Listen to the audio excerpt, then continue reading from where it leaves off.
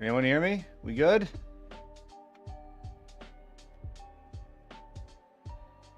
Think we're good? All right. Well, hello, friends, fellow hobbyists, gamers. Perfect. Thank you. Thank you, PA. How's it going? We are here. It's Saturday. Now, I know that there's probably going to be a lot of people who are out playing, maybe not playing, but going out to parties because this is Halloween weekend. But guess what? Here, the stream still goes on. And I have plans for further in the week to celebrate Halloween.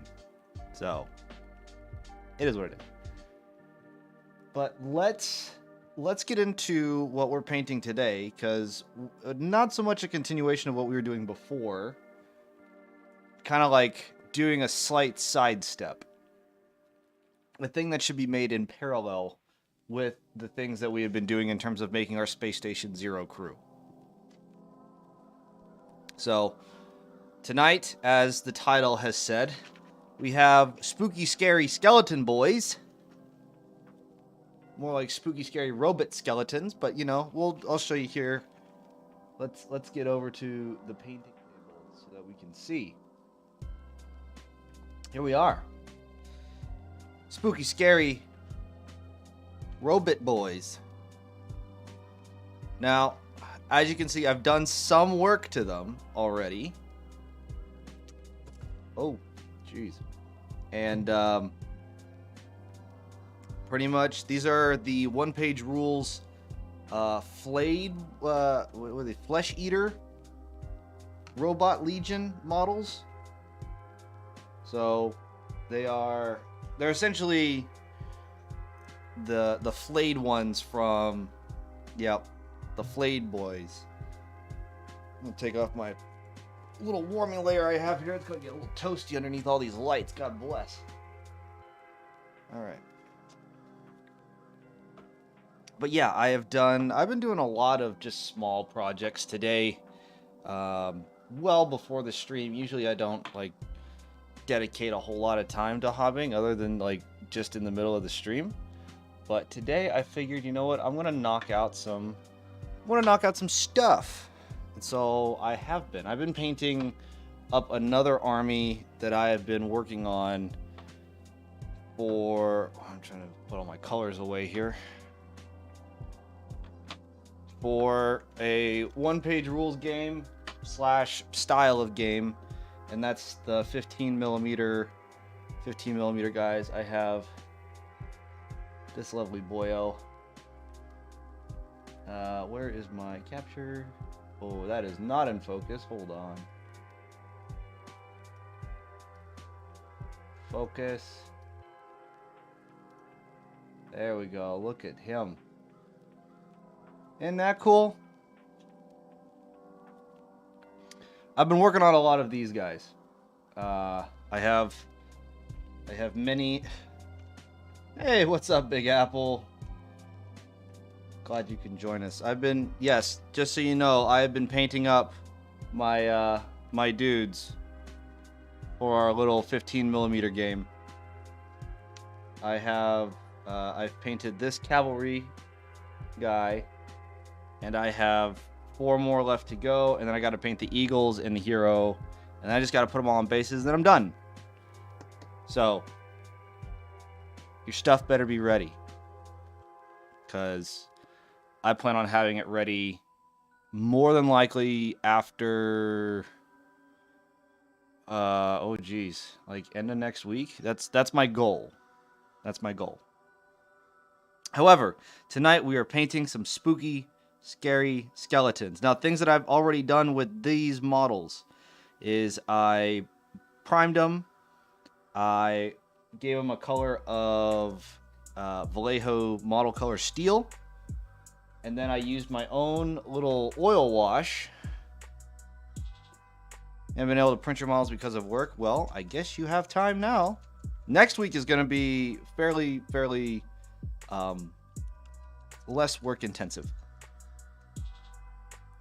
But I I've been making my own oil washes. I bought these glass bottles because you can't put them in plastic for oil washes. The mineral spirits will just eat right through them. So I got these little glass mason jars that I use for my oil washes. This one I mixed a 1-to-1 part black and sienna, and it came up with a really nice shade. I call it ruddy oil. And this stuff works phenomenally. I also have some other colors here that I've made. This is a green, brown, and black. I call this one Swamp Muck. And it looks really dark now, but it comes out like a very greenish, mucky color. I really like that one. And then, of course, you have to have your classic, standard panel liner black. So... Oh, and I also have this one. This is a sienna and brown that... I don't know what to call it. This is like a flesh wash, really. If I really want to do an oil flesh wash, this would probably be it. I don't know what to call it yet, so when I apply it to a model, I will probably come up with a color at that point. But let's get to this. I have a blank palette, and I have there are things to do with this model that I am not sure exactly 100% what I want to do.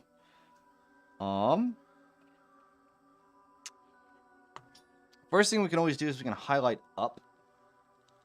Do we have a good color to highlight this up with? And I think we do. We have Gunmetal from Vallejo. It's always a good one.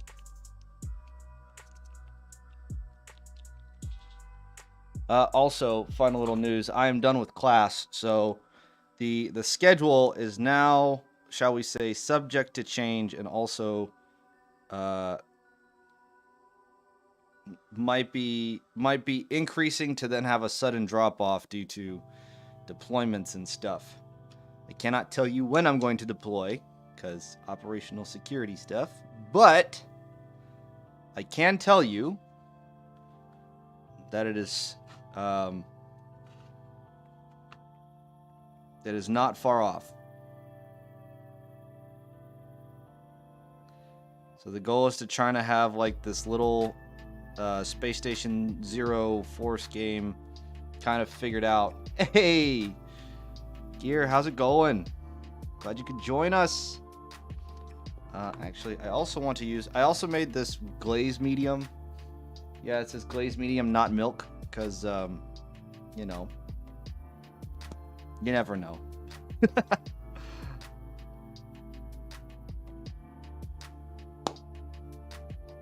Playing some Icarus, nice. I've been playing mini games actually lately. I don't know. It's like I do like Shatterline, but also I've just been like getting everything ready to get back to work. Because now that I'm back at work and I'm no longer in class.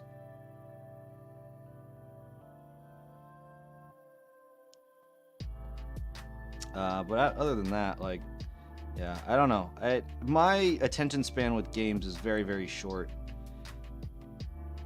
And maybe it's just because of people who I want to play with, or, you know, everyone seems to have like this ADD when it comes to playing games. I'm really just waiting on Darktide to come out.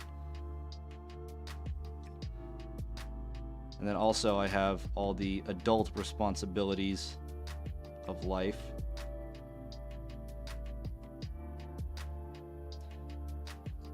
Well, yeah, other than that, you know what? Am I in focus here? Am I good? We good? We're in focus? Okay.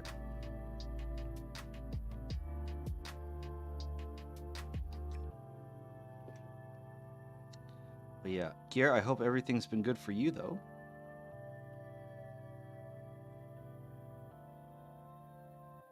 A lot of Marvel Avengers. Okay.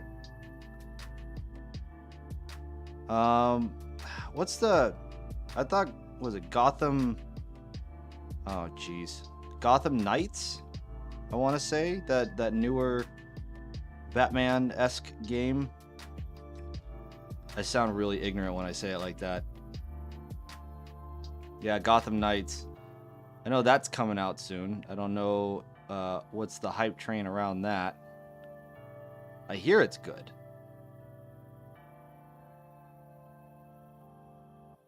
Oh, it's already out. What? Aw, damn.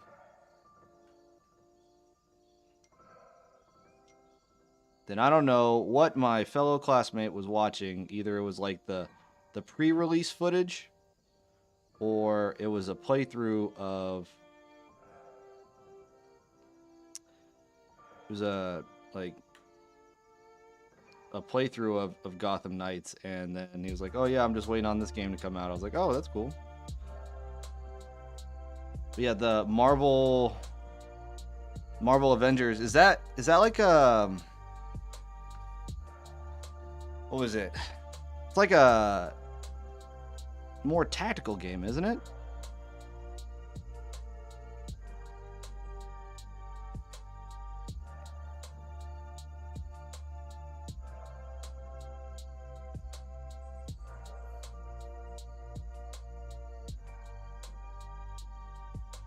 I don't know. I've never gotten really big into the superhero genre.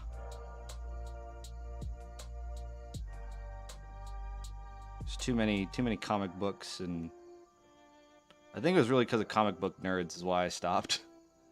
No, it's an RPG and grindy as hell. Oh. I mean, if you like the grind, then by all means. I think there's a happy medium, and I think it's hard for games to try and find it. That happy medium of grind, you know?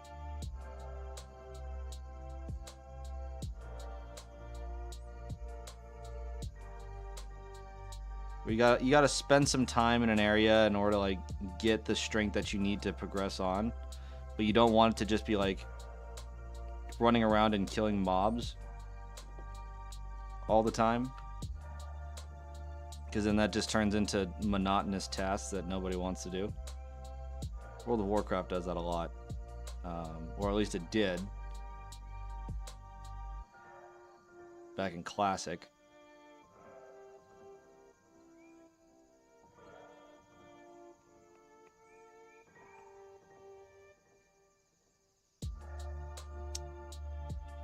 Yeah, really try to get this thing to sparkle back up a little bit. And then we're gonna grunge it all down again.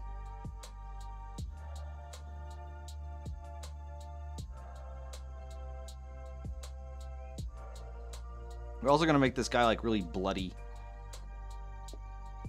All filled with blood and pus and stuffs.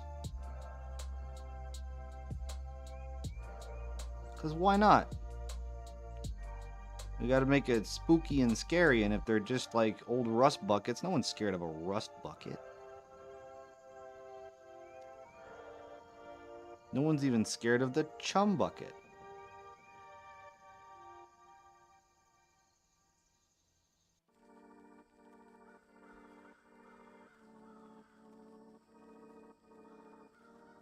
So, trying to think of ways to make this look very visceral. I do have some stuff that can get kind of like I don't know if it actually gets like that kind of goopy, sticky kind of effect. We can certainly try it though. I'm always looking to try and find cheap alternatives to stuff. So the goal, after I kind of get this all base coated, painted, I guess we can consider this the highlight stage, is to apply some clear grip. Apply some of this stuff. This is Gorilla Clear Grip contact adhesive. We'll take some of this. We'll put it all over some of these parts of the model, and we'll mix it in with a little bit of like red, and yeah, we'll kind of string it all over the place, make it look all bloody and nasty. Surprisingly, for one-page rules, when they labeled these guys as flesh eaters, which is, you know, your flayed ones for Warhammer 40K, they didn't actually put any like skin on them to like symbolize that they like, you know, ate them or the whole fleshy bit. There's no flesh on them. That's the part that's kind of confusing with these models, is that there's no flesh. There's no flesh on them to call them flesh eaters. But I guess it makes it more simplistic, because then you can just like, you know, put a base coat on it, put a wash, highlight it up, bam, done, right? And then maybe color in a few of these pipes and stuff. So I guess there's a way of doing it, and one-page rules is actually really good about that when it comes to painting, or when it comes to printing models that are relatively easy to paint. It doesn't take much if you really want to be quick about it. It does not take much for you to paint up the one-page rules models. Like, they have ease of painting in mind, at least in my opinion, for some of their models, right? For some of their ranges. I think the jackals, not so much. The jackals are a really, really like hard batch to paint, because they do have a lot of really tiny detail that I think is a little unnecessary.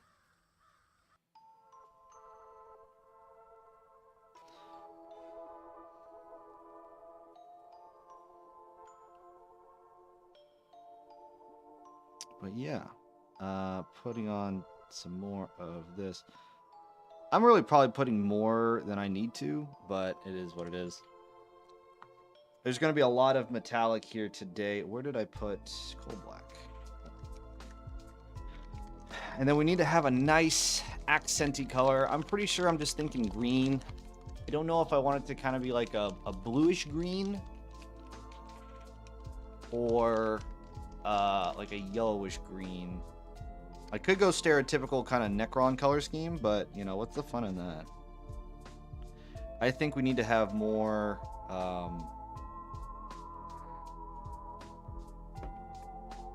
spoopiness, you know?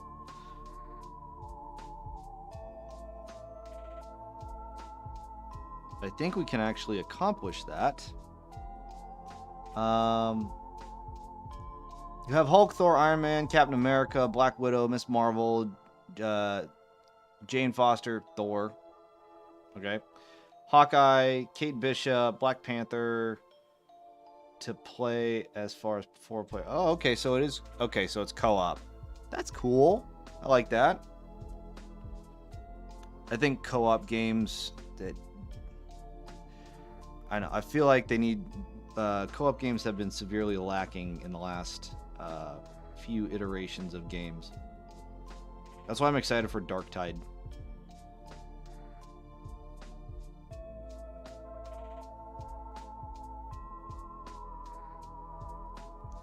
That co-op game is going to be good.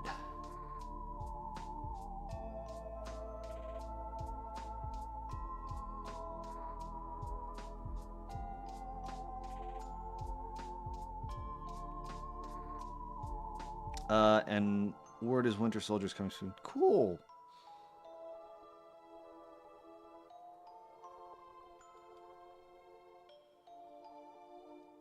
I'll have to take. I might take a look at it. Oh, also, Gear. I did use that code you sent me for the first Descendant, and that beta kept crashing my computer. So, I don't know what it is with betas. Betas in my computer just don't get along. Same thing happened with Darktide. It just crashed my computer. And I even like set everything on my computer like in the BIOS back to default, so that like maybe a little tweak that I applied somewhere like would stop trying to crash it. But nope. It just wanted to up and die anyway.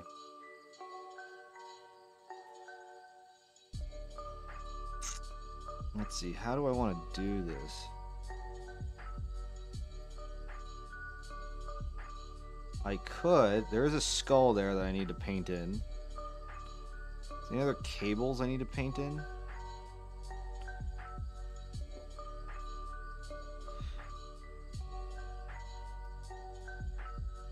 I also feel like there are...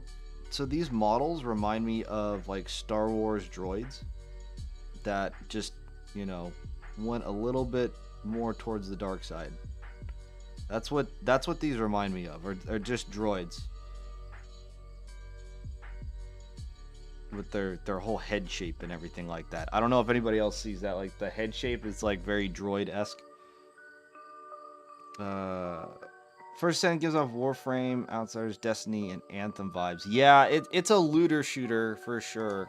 I definitely got Destiny vibes when it came to the hubs. In the little bit that I played. And then...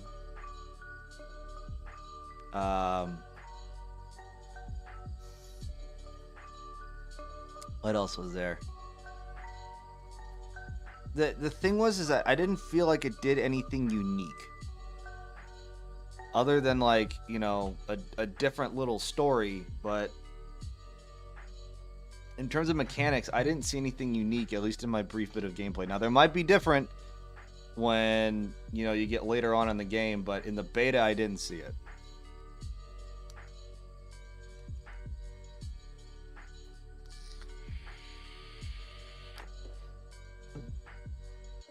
Well, yeah, but usually if they're doing a closed beta, that means that they're probably going to come out with it soon, especially if they're opening it up to the public, unless it's just going to be an early access kind of deal.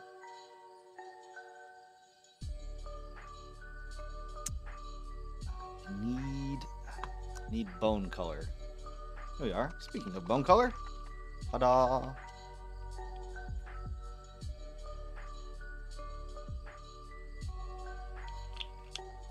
Get some bone color.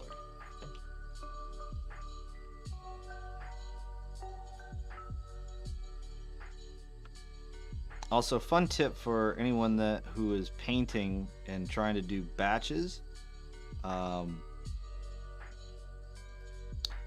If you don't know what you're doing, paint one to completion, and then if you like it, go ahead and do the rest of them. But do not try to do them all cold bore in an assembly line at first, because it'll be very confusing.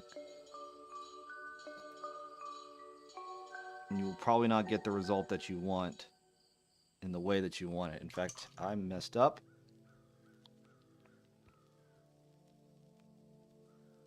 No. Where's my scrubby brush? Scrubby brush.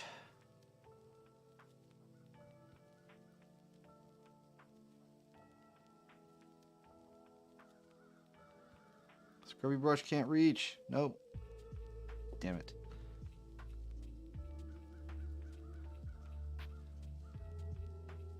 Undecember? What? Give me an elevator pitch on Undecember. This sounds like a very, like, horror Christmas kind of game.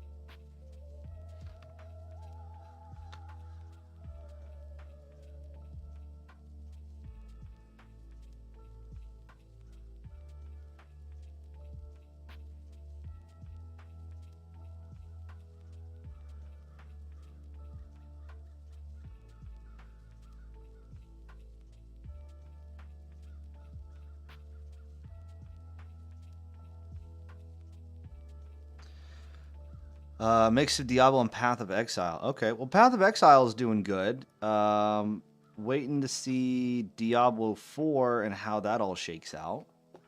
So, Hecatone, hey, how's it going, man? How you doing?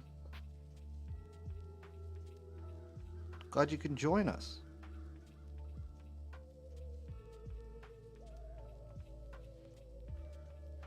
Oh, just got out of bed. All right. Well, by all means, go ahead if you're going to just be lurking in the background. No, Path of Exile 2 is coming out too. Okay, so they are coming. Okay, they are coming out with Path of Exile 2. I feel like I'm behind. What I'm kind of looking forward to, I haven't seen anything about it. I saw Asmongold was doing something about it. The new Riot game RPG that's like based off the League of Legends universe. I'm very excited for that. Whenever that happens.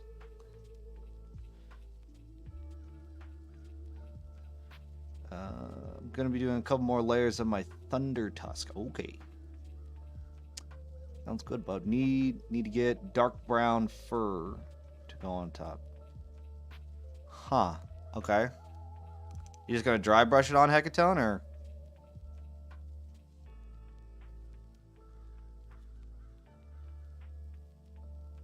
Oh, the Prime. Very well. What am I doing? I need to put white in places. I need to pre-stage white.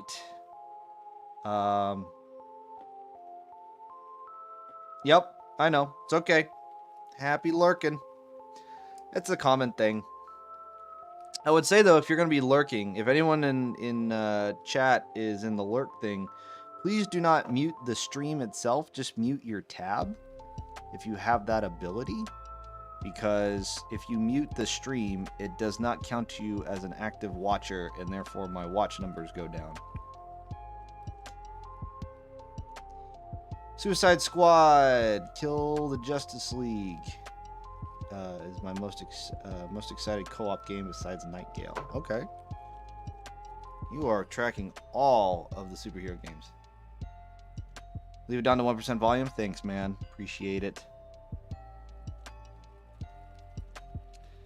Because the cool part is, for those who are more in the video gaming space, if you have not used Opera GX as your browser of choice, I would highly recommend you give it a look-see.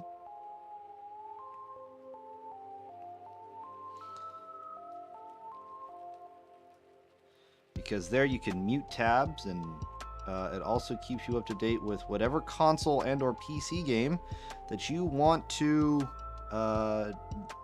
keep track of it coming out. That's what I use as my browser. I think it's actually very nice. And they're constantly updating it, so it's really cool. Let's see here. I track every game that's I have a tab in my Discord. Yeah, for sure. Wish I was more inside the gaming sphere. I'm gonna take my Thunder Tusk look. I'm gonna look like mammoth fur. Then give the tusk more like roping, similar to a Mumakil. We're trying to. Oh. I see. Like the elephants. Like the elefantes.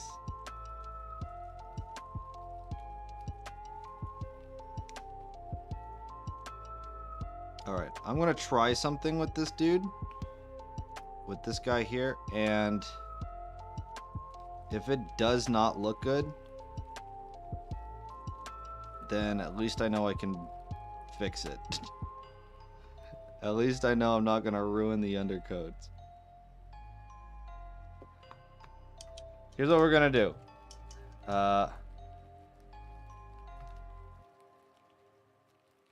Well, they work even if it doesn't work. I'm gonna press on. All right.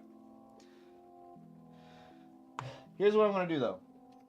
I have my lovely airbrush here. I'm gonna turn down the PSI to about 15 from what it usually sits at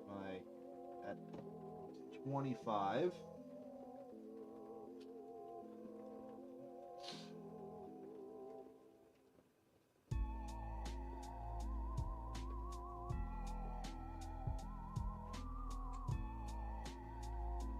All right. 5, 10, oh, about there.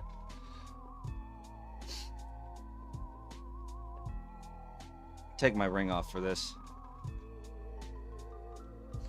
Opera GX Opera GX is the thing that it's the browser for gamers. In fact, let me see if I can show you real quick. Bam. So this is Opera GX right here. This is the beginning. They call this like the dashboard in a way. Yeah, this is your dashboard. It just has a list for your release calendar. It has all the games that are coming out for whatever platforms you want. I have PC games here highlighted, but it could be every single one. It'll tell you the release date of those games, and you can click on them for further details. They also release free games in which you can play. I think they're really like more like arcadey type of games, but you know, free games nonetheless. It has all your gaming news. They also have demos, more spooky games depending on whatever time it is. All the gaming news that you want. Oh, here, this is just the main splash page. And then you can also have here on your on the sidebar here. Here we have Twitch. Look at my Twitch. I have Facebook Messenger, the Instagram. It's just on a side panel. So if I wanted to scroll through Instagram, here we go. All right, I have all my Instagram here. I also have Discord that I can pull up, so I don't have to have like just a separate tab open. Even though I do so for the sake of the stream, but most of the time I don't. And you can hook up a whole bunch of other different stuff. So this stuff, it's really, really cool. Oh, not what I wanted to do.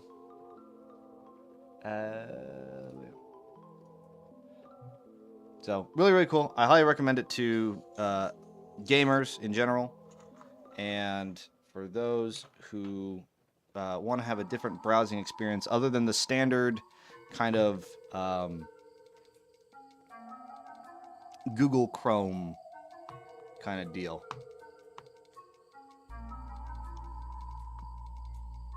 Because, I mean, like, who uses Microsoft Edge? Put a couple drops.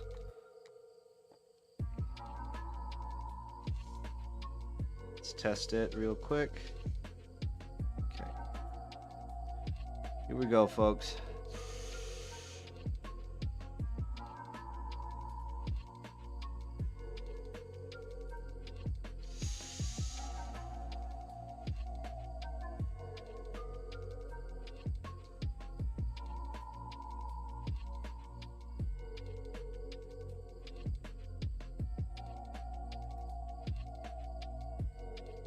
Okay. We'll punch it out a little bit more. Use some of that. Sent you a pic on Discord. Let me see. We got.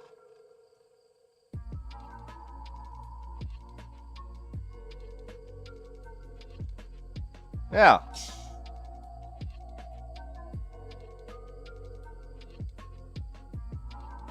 Oh, that's a thing. I'm sorry, everybody. I got so enraptured in what the hell I was doing. My bad. I swear I'm a professional.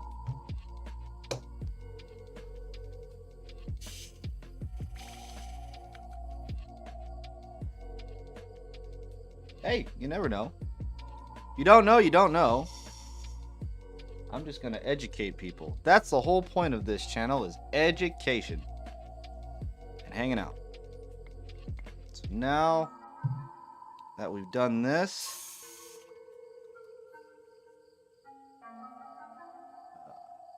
brush. Now as I'm cleaning out my airbrush to get ready for the next color, question being, what color is that going to be? I'm thinking I'm going to use Hex Wraith Flame for this, just because I haven't used it in a while, and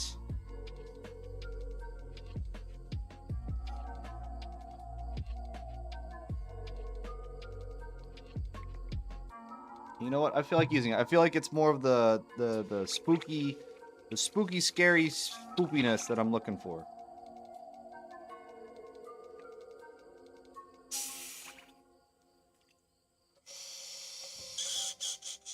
Okay.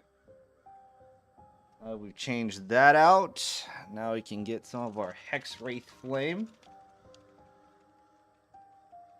And there's a pipette that I can use. Stand by for turbulence.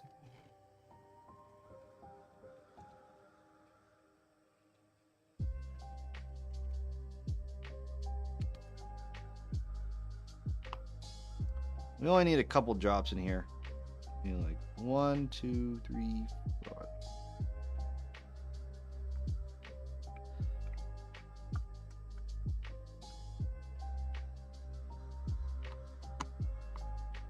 Put that back there. All right, now that we have some Hex Wraith Flame, let's see if we can get this.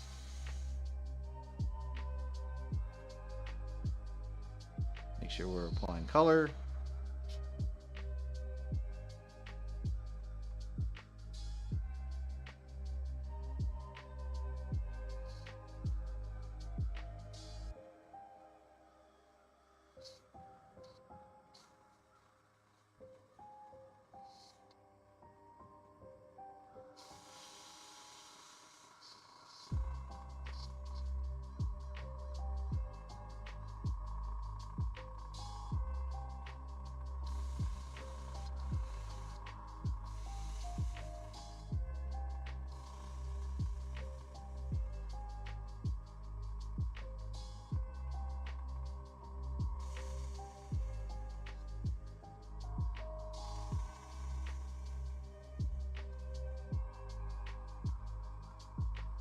That looks cool.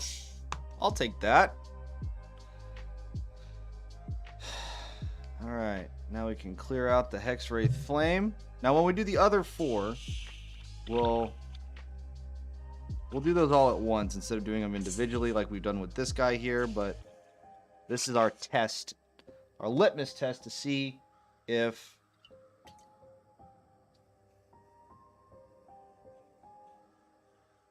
this is exactly what we want to do. And the answer is yes. This is the thing we want to do.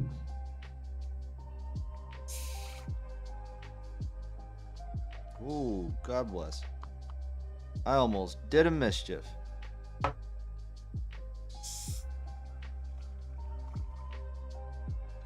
right. Now that we have done all of that,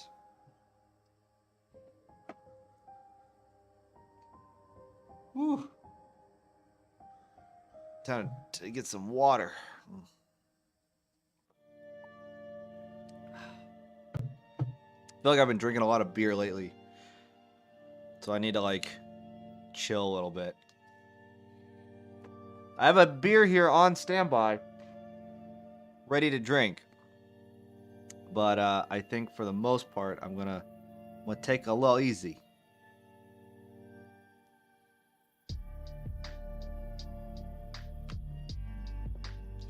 Oh, well, let's see if I did this right.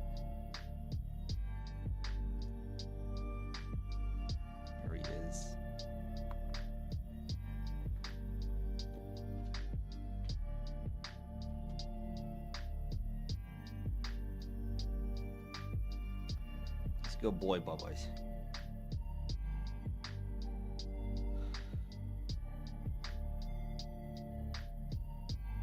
And there's the puppo.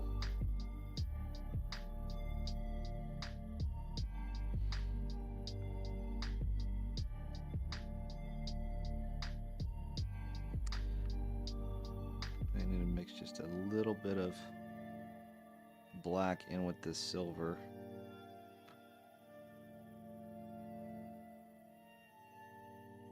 That's looking a little better.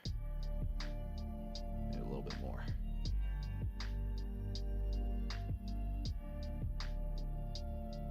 There we go. Now we're cooking.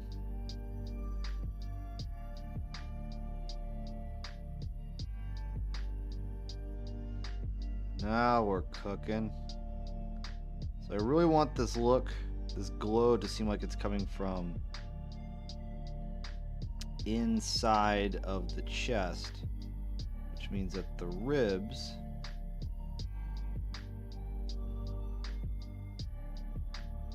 need to be colored in.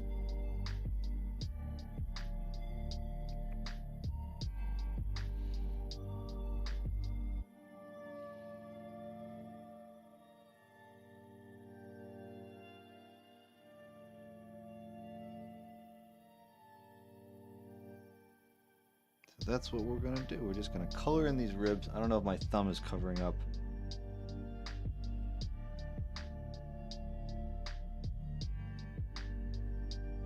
There we go. All right. Let's get the other side.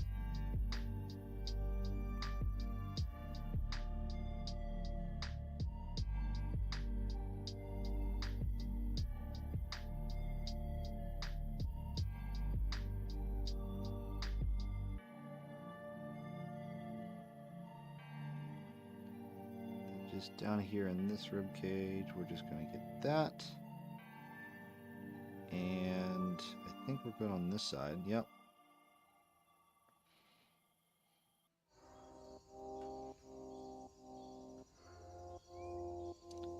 We're going to color this back end just a little bit. Yeah, I want more of the emphasis to be down here in more of the glow. We can leave this. We'll definitely leave all of this.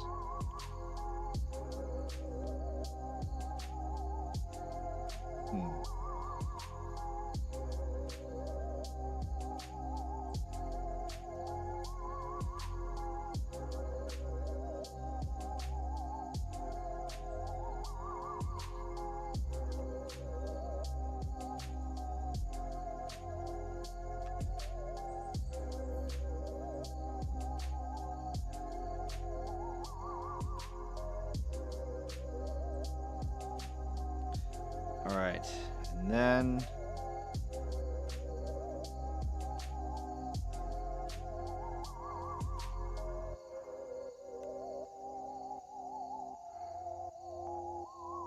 honestly, we need to get some of these edges with a little bit of a sharper. Let's see if I can do it this way. I'm going to try and do an edge highlight. So we're going to get a little bit of this on the palette, grab a little bit of white, mix that in just a tad bit. Well, that might actually work. Whoop. And we're just going to do some edge highlighting.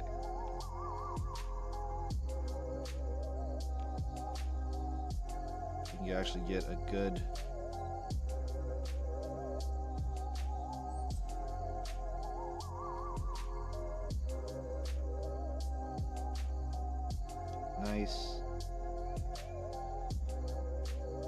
nice and in there.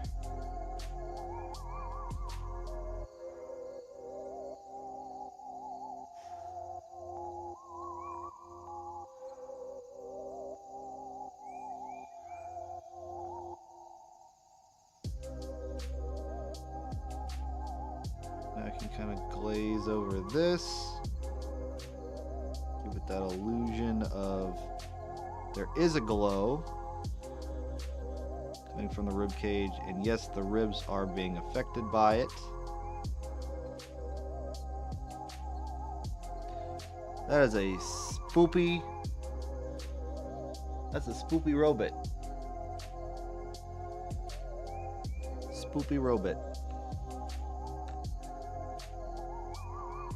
Let me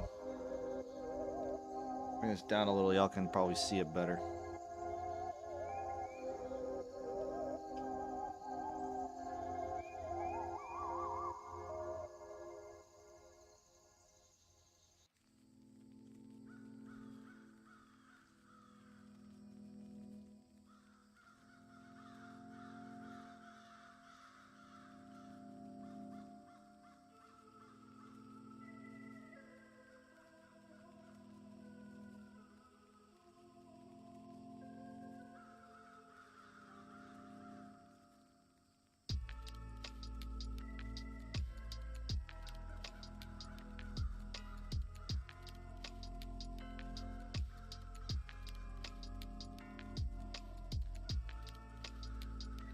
do.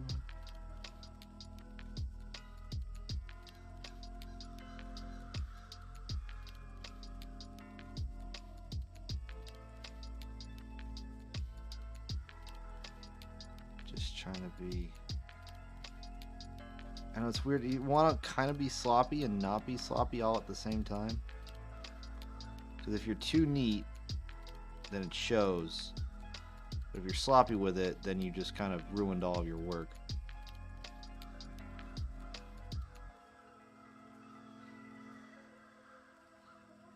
It's a weird balance game you got to play.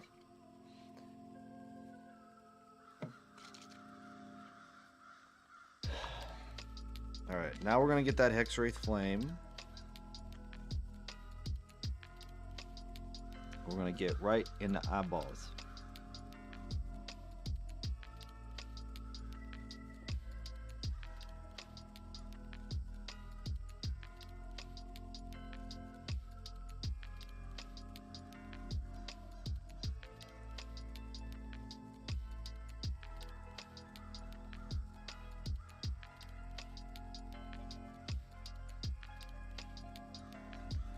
Is it weird that you think that I wish that flayed ones were core troops for the Necrons? You know, I thought it's weird that like they don't have flayed ones as kind of more of a like a standard horde troop. You know what I mean? Like just a troops choice.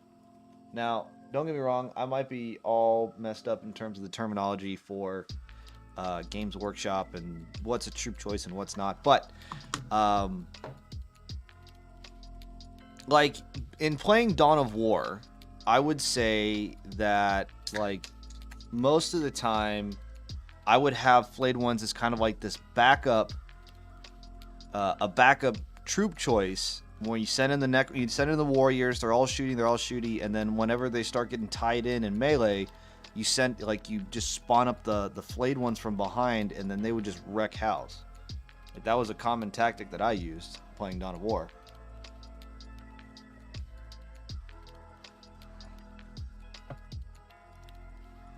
Plus, they're the robots they're the robots that went like all deranged, you know.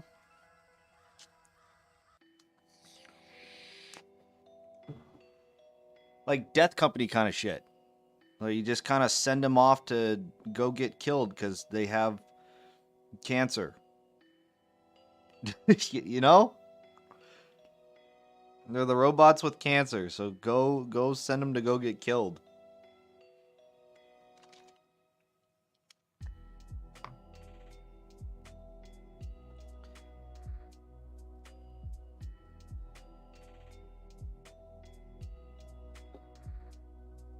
And I think they would be a good like, so the warriors are kind of like your range troop choice, and that the flayed ones would be your melee troop choice.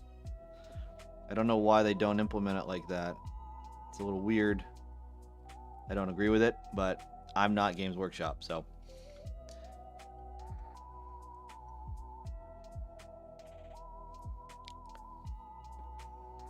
Yeah, that would be really cool. You have the Scorpex as kind of like your elites for melee, and then you have the flayed ones as kind of your troop choices. I don't know if 10th edition is planning on having some sort of version of that where maybe you'll be able to do it, because that's what they did with 3rd edition Age of Sigmar, where you kind of have like these sub army builds. You know what I mean? Like for Skaven, you can pick a clan, but then you can kind of pick from all the other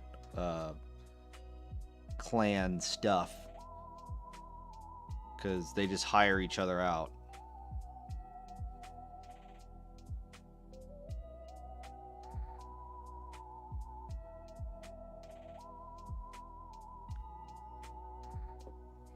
All right, I think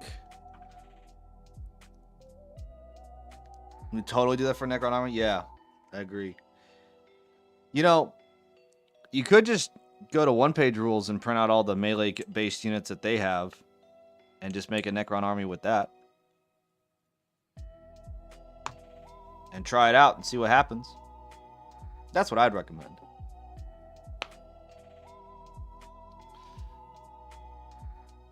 But if you don't have a 3D printer, that makes life a little bit more difficult. I know they do have you can go on Etsy and you can buy their models. I know that they have people who are printers of such things to make that available for you.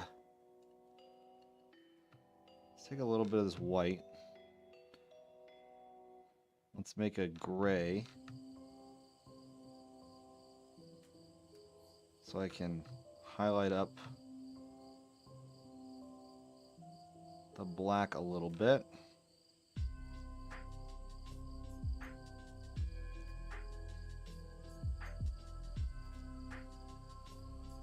Oh my god. That would be really funny. That would be an awesome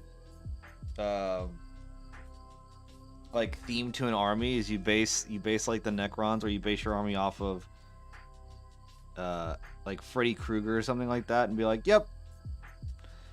And like what you're doing with your army for the like Christmas themed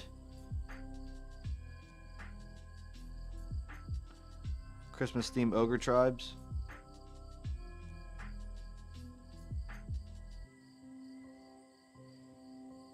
Yeah.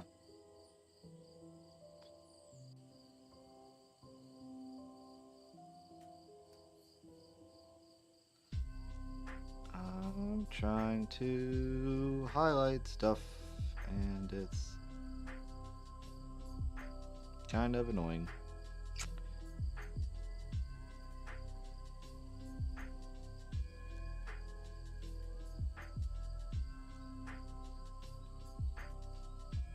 There's my dog. My happy boy. Actually, I don't know if he's been happy lately. Hey, Nerd Gun Painting, how's it going? I'm doing good. You know, graduated my course. Now I'm back to work.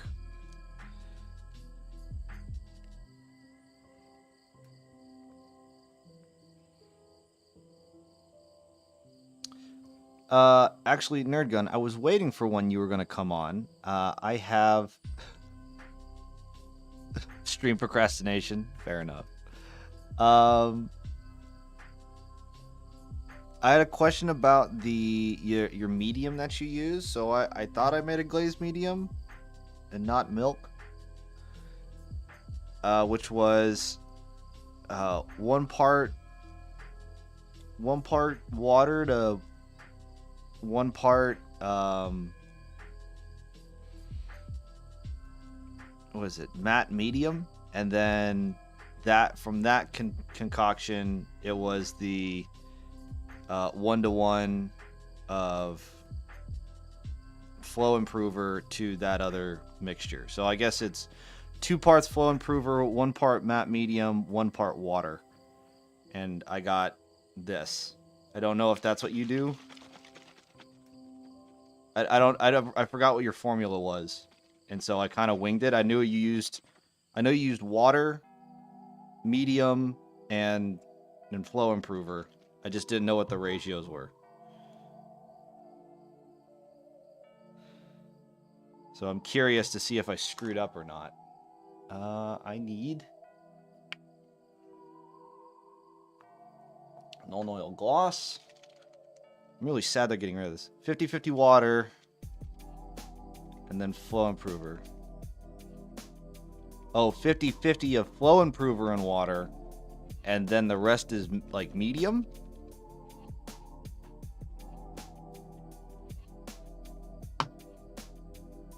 Then I definitely screwed up the ratio. What is the other thing I needed? Agrax.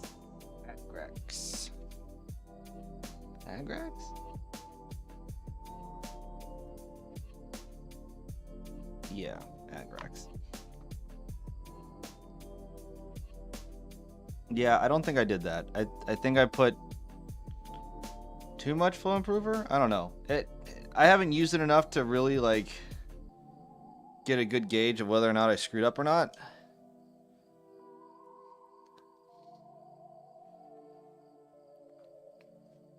Yeah, I know. I have them here though, so I might as well use them, but I don't plan on buying any more shades.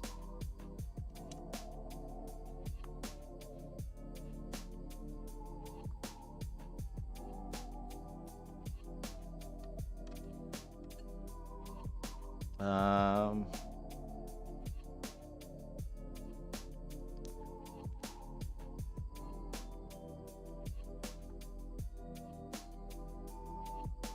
They're dry and contrast are the only good ones left. Yeah, I use a lot of contrast, like a lot of contrast, which I need to.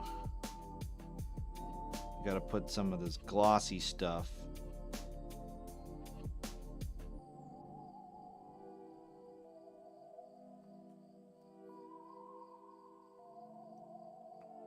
Up in these joints here.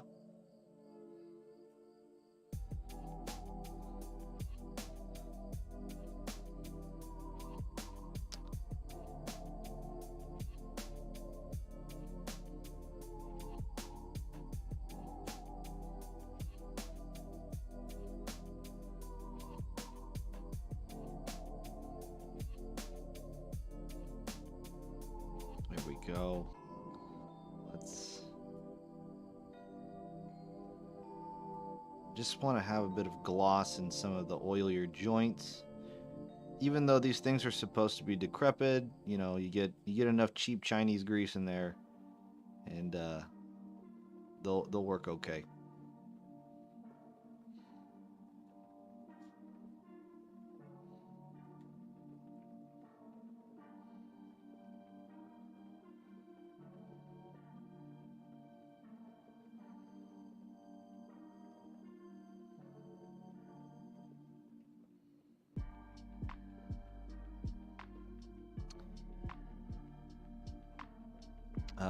Hold on. I'm gonna do Orc Bust tonight, before I miss Orktober entirely.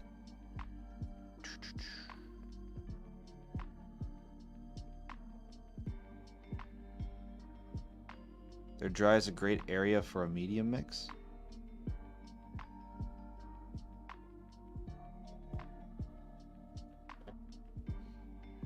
Maybe Orc Warboys. Huh. I don't know. I kind of gave up on trying to do orcs for October.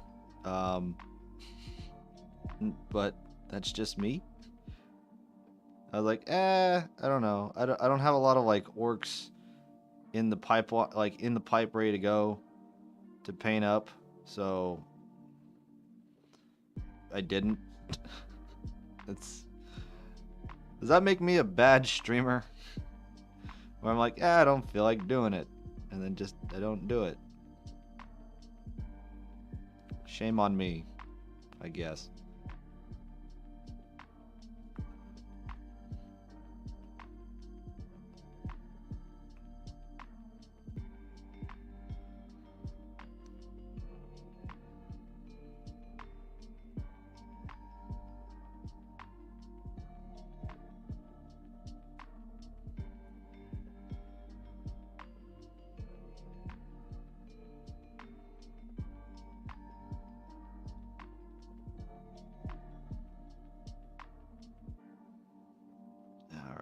Let's see. Just trying to work everything in. I know I have not been talking the entire time, which makes people get bored, but I'm trying to paint this in a somewhat expeditious manner, because I paint for tabletop quality standard, not so much display. That is something I am proud of right there, even though it's more like a tabletop plus standard. And then now for the brown, put the brown over the skull.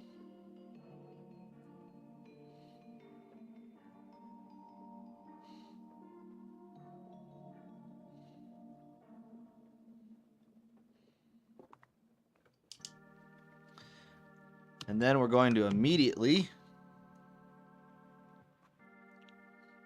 take a wet brush and try to wipe it off.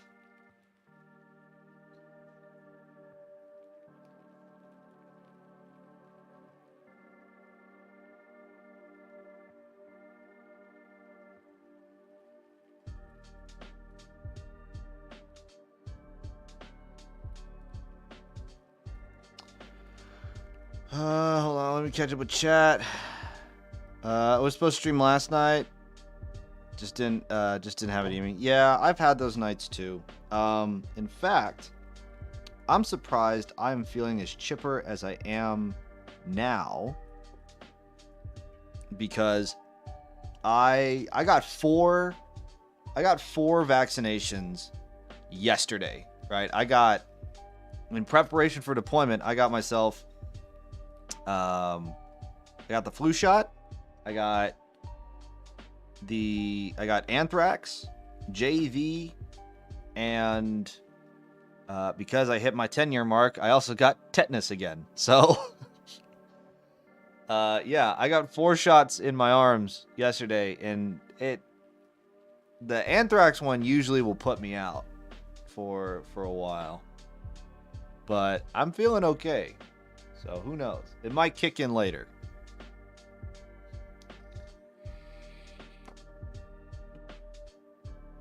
The only thing I got left to be 100% sound is the COVID booster. And then I think I'm good. But yeah, I hate those COVID shots suck. I hate them so much.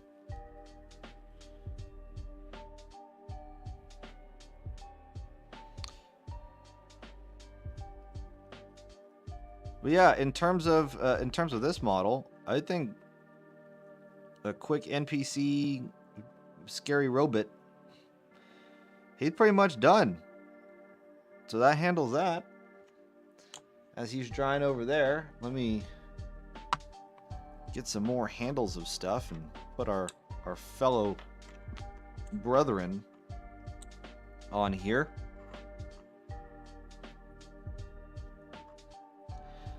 And let us continue doing what we have been doing. We're going to see if I can knock these all out in this stream. But first, it's time to drink. So, cheers, everyone.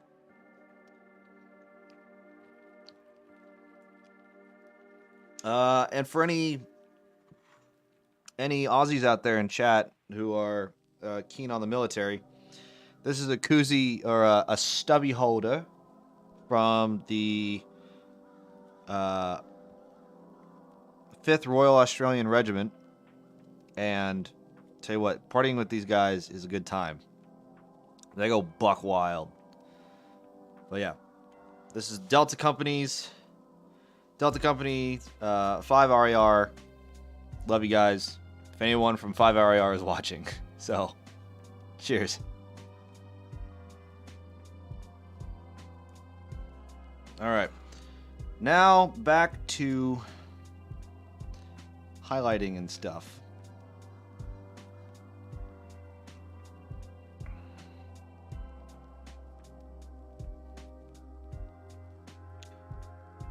I don't say they go rough. Oh no. Shh. Real concise here. Everybody just behave normally. Don't do any, just act normally. Do not act suspicious whatsoever. There's no heresy over here. None whatsoever.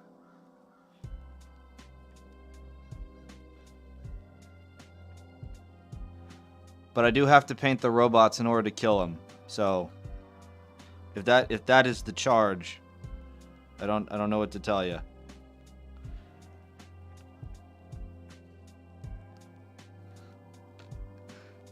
Very well. Thank you. Okay. How you been though? Hopefully you've been good.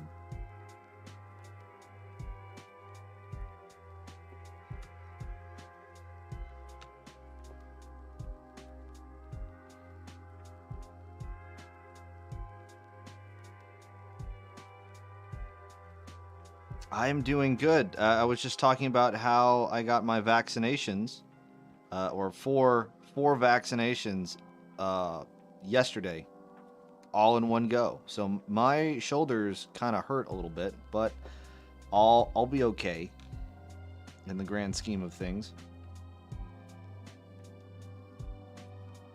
Anthrax, getting the anthrax vaccine sucks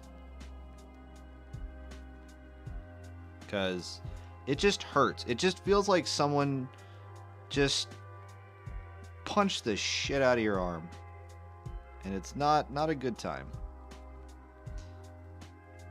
But when you're painting and you don't really put a lot of effort into moving your shoulders, you'll be okay. So, confusion. Did I say something confusing?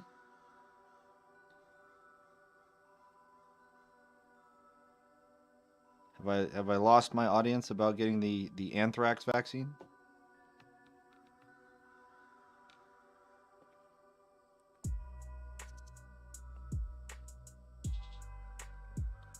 Oh, well, I got the anthrax vaccine. So, you know, like that white powdery stuff that used to put in mail to try and like poison, but it's like a nerve agent. Nope, it sucks.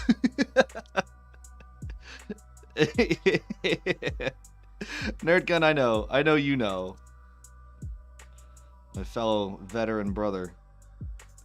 Yeah, it's not a good time. Yeah. Yeah. I like I was saying, I just got it yesterday, so I don't know why I am not like put out by it right now. I'm very surprised that I'm just kind of like, oh, okay, here we go. I'm just carrying on with life. I'm waiting for it to kick in. I was like, I don't know if I'm gonna be. I told my wife, I was like, I don't know if I'm gonna be able to stream today, because this anthrax vaccine is probably gonna take me out. Yeah, yeah, I guess. Yeah, that's kind of where I'm going in the near future. I will be there on the front-ish lines.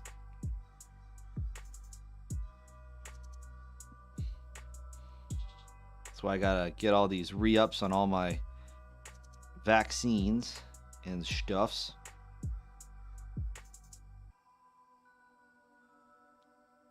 I wouldn't know if I call Okinawa the front lines, but it's pretty damn close.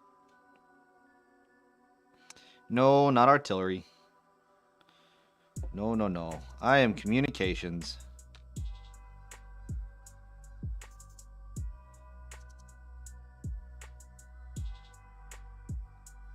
You like internet? I get you internet.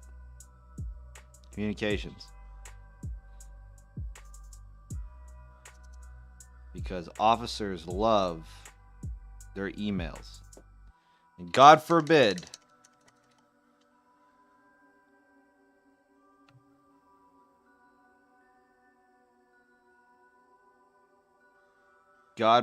they cannot check their emails, because the fucking world will burn if they can't. But then you have to go hunt them down. Prefer the chefs? You know, okay, funny story. So when I first told my family that I was intending on enlisting in the Marine Corps, right? When my grandmother first got the news, right? She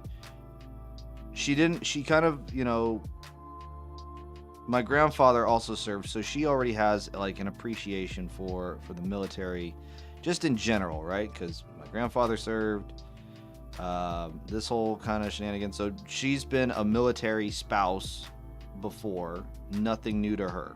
However, she knew nothing about the Marine Corps. If you could, you would go logistics. Oh, trust me, there's plenty of logistical work to be done. You don't. Honestly, I think the ADF is not a bad career path for anyone. However, what was I saying? Oh yeah, so my grandmother, as soon as I said I was I wanted to join the Marine Corps, or I was joining the Marine Corps, she did some research, and the next time I saw her, she said, you should be a 3381. And I was like, I'm very impressed you know about MOSs, Grandma. What's a 3381? She's like, that's a cook. I was like, why do you want me to be a cook?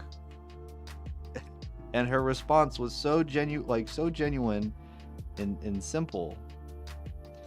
And it just made me laugh. She said, because they don't shoot at cooks. Unless you can't cook. And then you're the first guy they shoot. So they don't shoot at cooks, apparently, according to my grandmother. Which is funny because after I graduated boot camp and I went to combat training, there was an instructor that said the craziest dudes that you'll ever have the chance of getting in a firefight, like you'll want on your side when you're in a firefight, are cooks, because they're just wild. They're just fucking wild. So shout out to all my 3381s out there.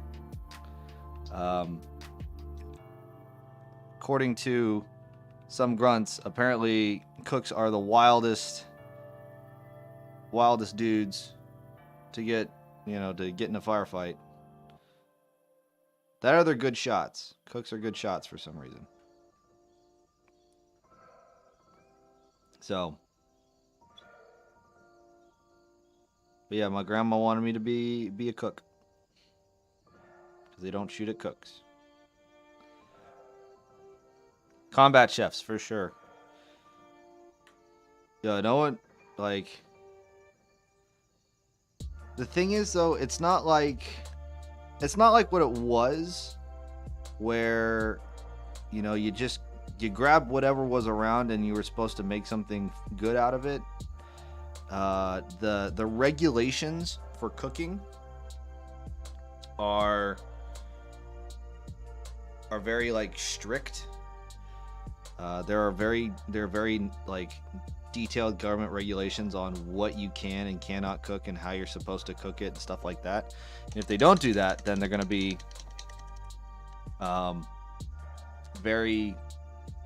they'll be upset with you. What is it? Hold on, what we have here? Steady hands. Are you talking about steady hands for cooking or steady hands for my painting? Combat MOS guys are pretty jaded and tired of the oorahs, the oorah shit all the time. Yeah, that's true.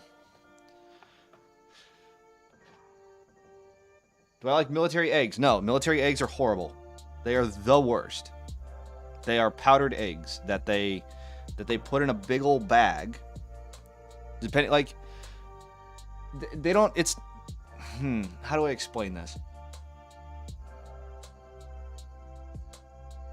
You talking military eggs as in the out in the field, or military eggs as in like I go to a chow hall and I go get eggs?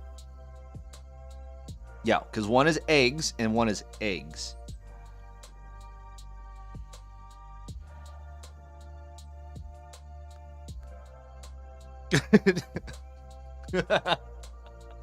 So you want to barf up then? Yeah.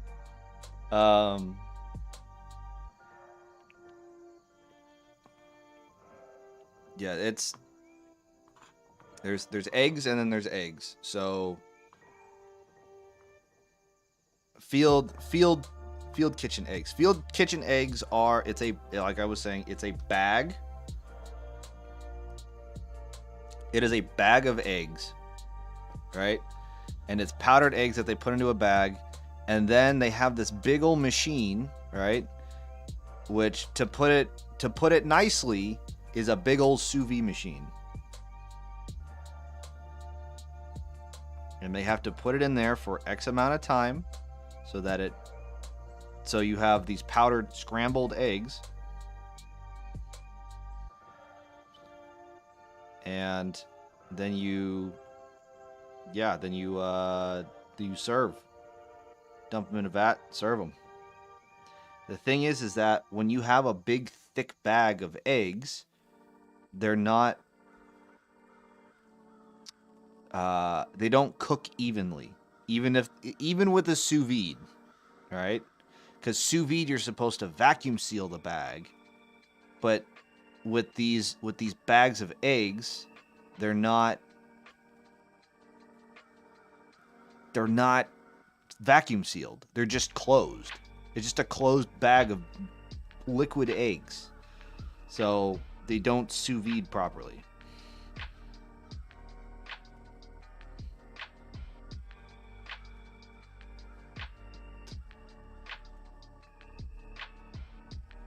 So they taste horrible. Yeah. Delicious.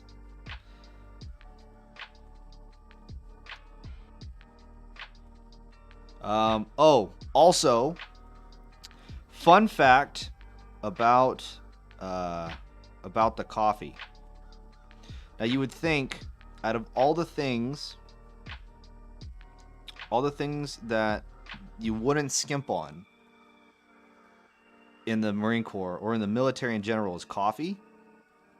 You know what the standard regulation for coffee is?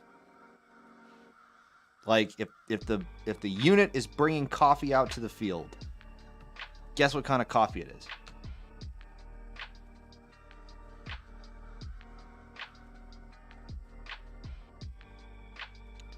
They give you decaf coffee. It's all decaf. Soap coffee. Yes, decaf soap coffee.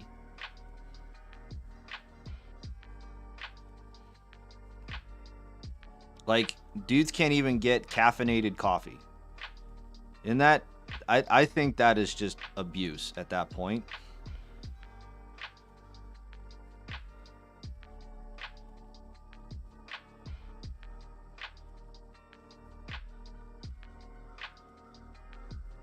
You can get...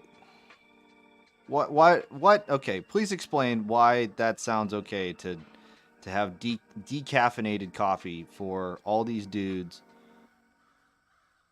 who have, you know, especially the old guys who've been drinking coffee forever, you know?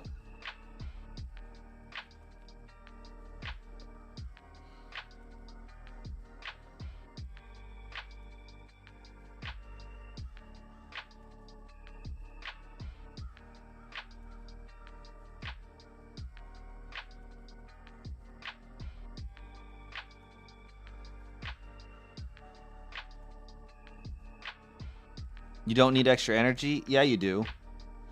What? What? Don't need extra energy? Shh. That is false. Hold on. I think it's to keep them relaxed without caffeine. I can understand why out in the field. Yeah, okay. That's the thinking. It's just mean though. You failed to mention that we tend to call what we tend to call the breakfast sausage links.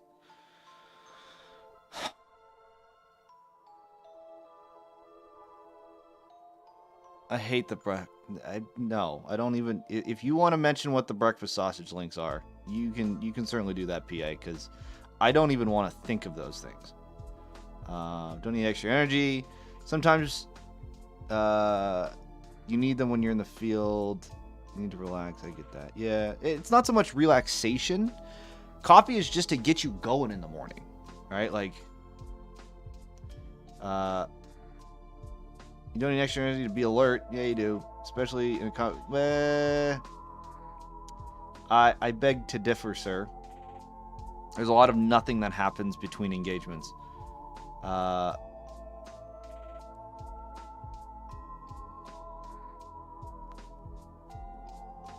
But in a combat area, yeah, no, you... brain went too fast to keep up. Okay. I have all the energy I need in the morning. Naturally, for a 22-hour day, of course. Yeah. The thing about it, out in the field, at least for what we like to call us pogues, right? No, I do not defer that to me. We are not defers.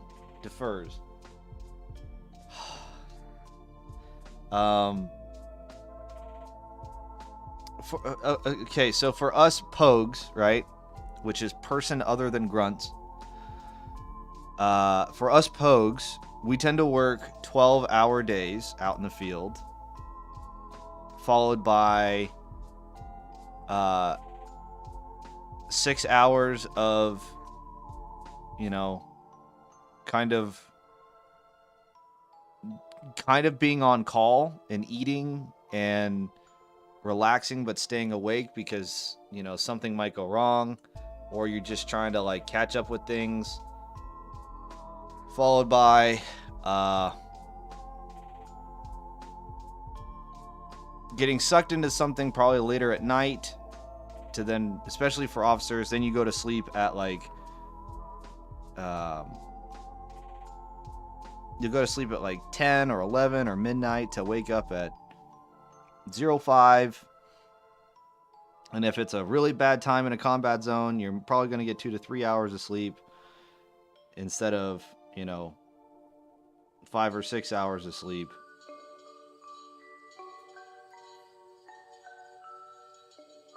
Yeah. Oh! Hydration time. Very well. Thank you. Thank you for allowing me to hydrate.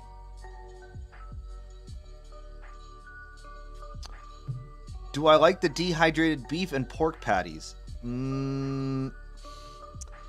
Oh. That depends. It depends on what else is being served.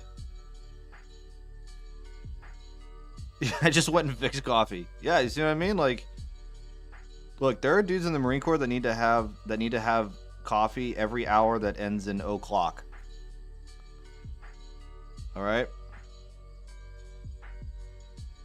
Because if not, then they're going to just be murderous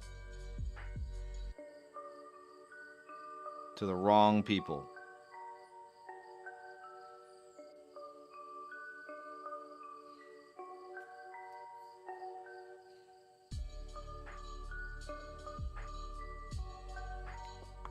I could just dry brush this shit. Yeah. Dry biscuits. You mean the wheat the wheat bread snack? The wheat bread snack is bad. However, and the crackers, if someone other than PA, because I know I've told PA this, how many holes are in an MRE cracker?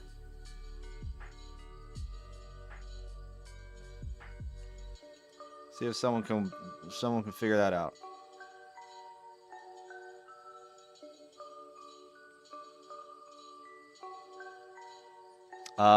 Worst combination you can possibly have. Oh geez. Anything vegetarian. Yeah, the vegetarian omelets are the fucking worst. Biscuits are best served in the South. Biscuits and country gravy. Yes, I believe. Yeah, 100%. Biscuits and gravy are freaking amazing. I will back you on that claim. But yeah, vegetarian omelets are hot garbage. Luckily, they do not serve them anymore. However, they did. After they got rid of the vegetarian omelet, they also got rid of the buffalo chicken meal, which was very upsetting.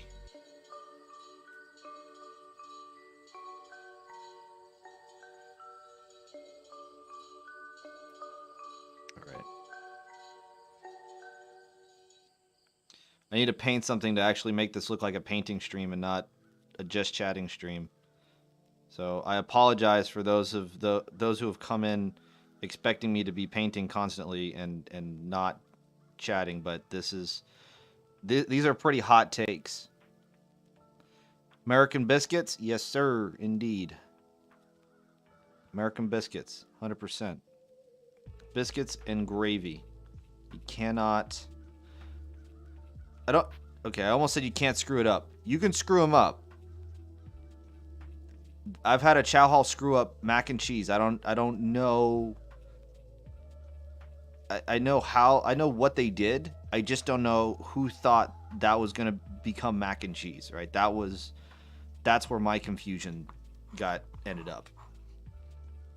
It was really bad. It was horrible. Yes, heresy. The Inquisition can come after the Camp Wilson Chow Hall for screwing up mac and cheese. There's 2 fucking ingredients and they fucked it up. Yeah, how do you fuck up mac and cheese? I will tell you. You ready for this? You ready to hear how to fuck up mac and cheese? Now, if I'm gonna use my cutting surface here as a thing, right? So we have 1, 2, 3, 4, 5, 6 inches, right? No, there wasn't. It was 2 ingredients in this mac and cheese, and they still screwed it up. If I have a vat that is 6 inches deep, right? And I fill it up, decent sized vat, and I fill it up with macaroni, right? Mac and cheese is food for the God Emperor. I believe it, 100%. And I fill it up with mac and cheese, right? But then now that I have 6 inches deep worth of mac and cheese, however, I put cheese on the last 1/8 of an inch across the top. And I take that entire vat and I throw it in, I'm assuming it's like a steamer, or it might have been an oven, where they thought that like this 1/8 of an inch layer of cheese was going to melt into, it was going to melt into 6 inches worth of macaroni. So when I came up there with my tray, be like, could I have some mac and cheese, please? Right? I do that whole number. They took a scoop and it got through the layer of cheese, the 1/8 of an inch layer of cheese, and then the rest was just macaroni noodles, and they put that on my plate, and I was like, what's that supposed to be again? And they're like, mac and cheese. And I was like, no, that's just pasta. They're like, no, there's cheese there. I'm like, that's not mac and cheese, though. And I got yelled at for holding up the line. So, I don't know. There's some things the world may never know. That is one of them. Who looked at that and said, yep, that's good to go, and sent it out on the line.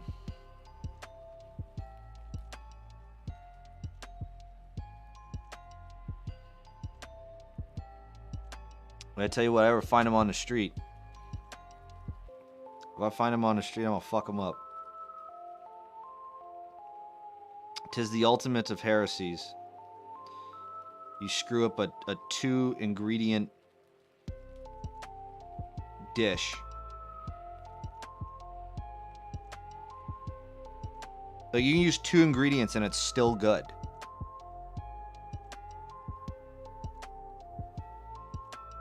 Where's it at? If you look up Camp Wilson, 29 Palms, California.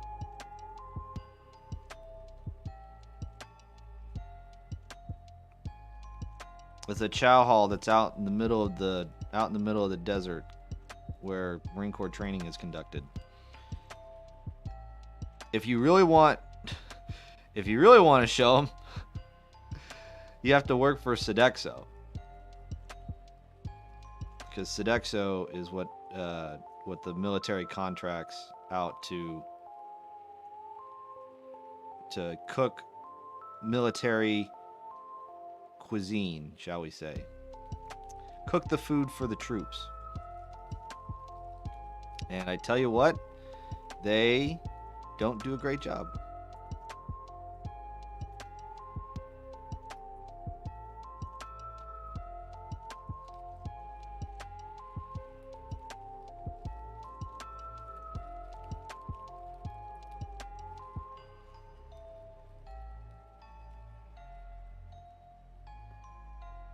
Your food have fat. I tell you what, the number one item that is eaten at the chow hall for most Sodexo chow halls is French fries,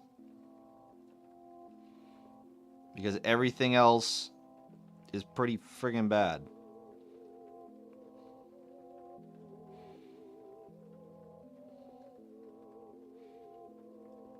Also, Sodexo is paid in terms of contract. They are paid up front. So, I think, what was it? Like 85, I don't remember the exact number. I think it was somewhere around the lines of like $85 billion. $85 billion for an annual contract to feed all personnel in the military amongst all bases, or at least in the Marine Corps, right? In the Marine Corps across all bases. Now, remember, they pay that up front. They say, here's $85 million. Go feed our troops, right? Now the military needs to hire a southern guy to cook for y'all. Yeah, facts. Know how to hunt too. Get y'all some boar and venison too. Gut and clean them. Yeah. No, they have there's a field. Oh, did you move, Russ? Russ, please. Lay down over there. That's a good boy. You could be in there. It's a good boy. You lay there for the camera. But yeah, you gotta think about it this way from a business. If you had a business transaction, they said, hey, we're going to pay you $85 million. Right? I pay you $85 million. And now you have to go feed our troops. What do you think a company that is based on profits is going to do?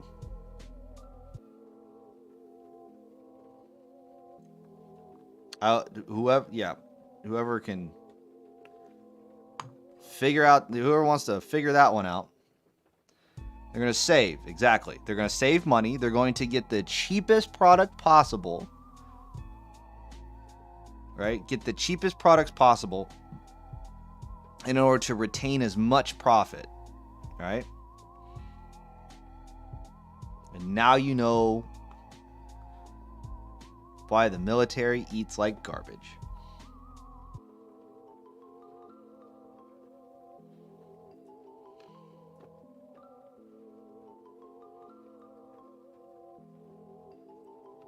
You know, I would agree with you. And there are businesses, there are people who are not part of like the standard chow hall.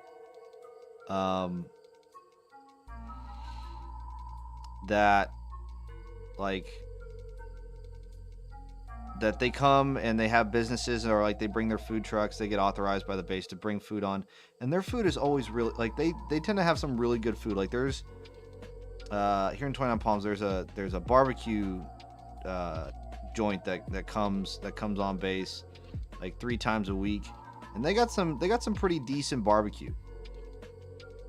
All right. And like they got like brisket and hot links and all sorts of stuff, and it's pretty good. The thing is the more commonly available items for food are a lot of fast food joints, Domino's primarily being the big one. And Domino's is on every single Marine Corps base. And I swear to God, the Domino's. It's a competition between the Domino's at what is it?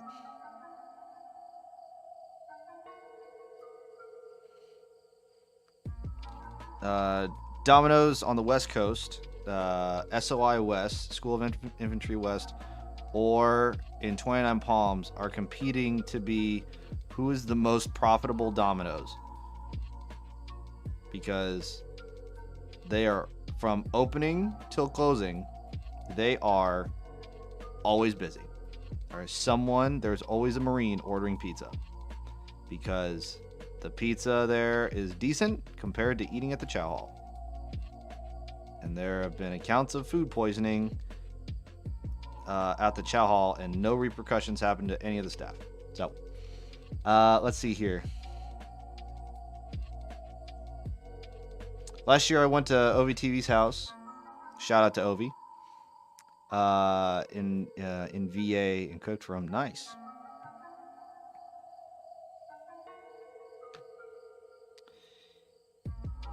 Yeah. Sometimes I wish I wasn't so far away from society. You know? I would love to be near society again.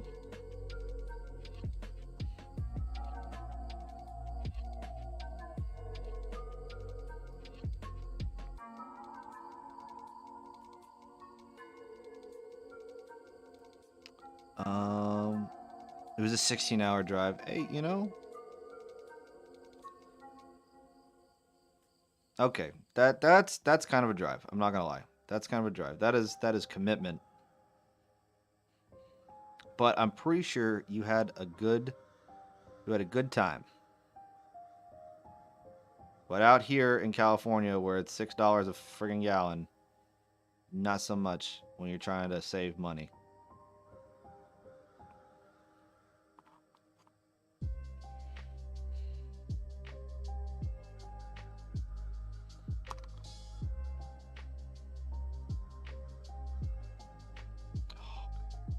I have a hair.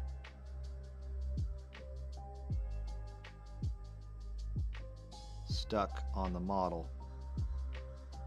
Yeah, I got it. Cool.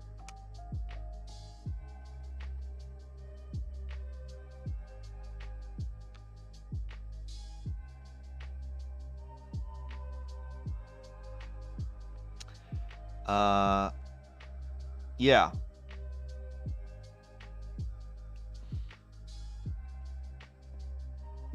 Yeah, see, gas prices need to start looking more like,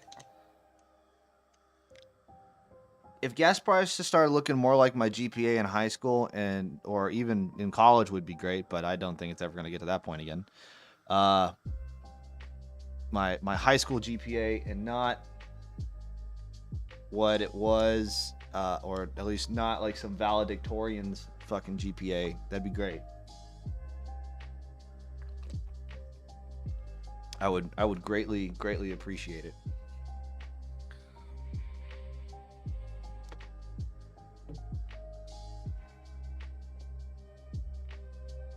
Okay, I think I have.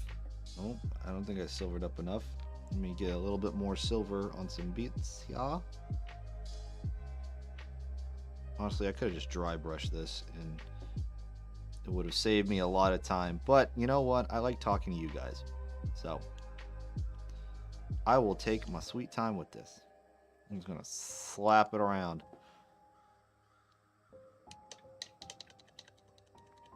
All right, Hecatone. You go do you to get yourself ready for the day. We will be here. No, right, Bubba. My sweet boy.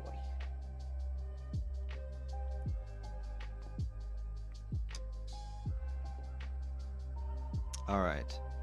Now on to the fun part. We're gonna go back to doing some airbrushing, folks. Hi. Look. Here's a sweet boy. There he is. Hi, sweet boy.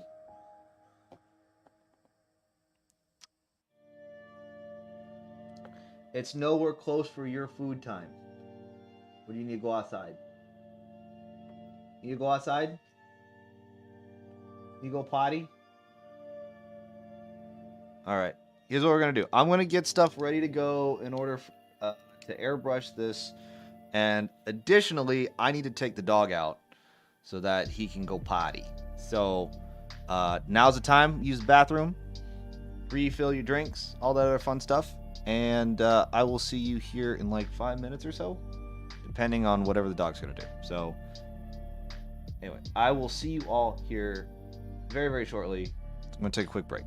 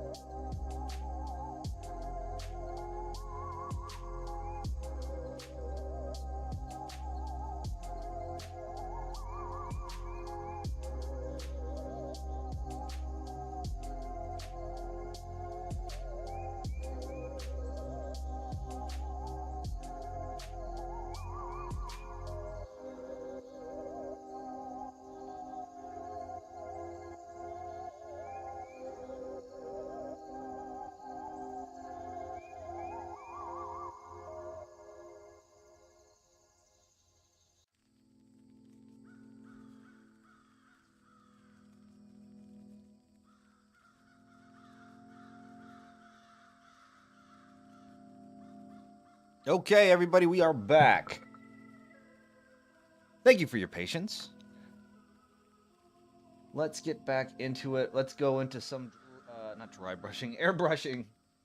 Air brushing of stuff. Yeah.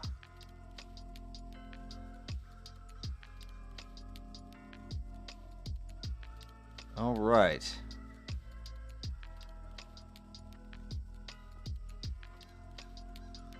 You ready to do some airbrushing yourself? Hell yeah. I mean, I'm not going to do anything too crazy. I'm still looking for recommendations for another airbrush. I have right here, this is the Badger Extreme Patriot 105 that I've been using. Oh, let me turn it towards the camera so y'all can see.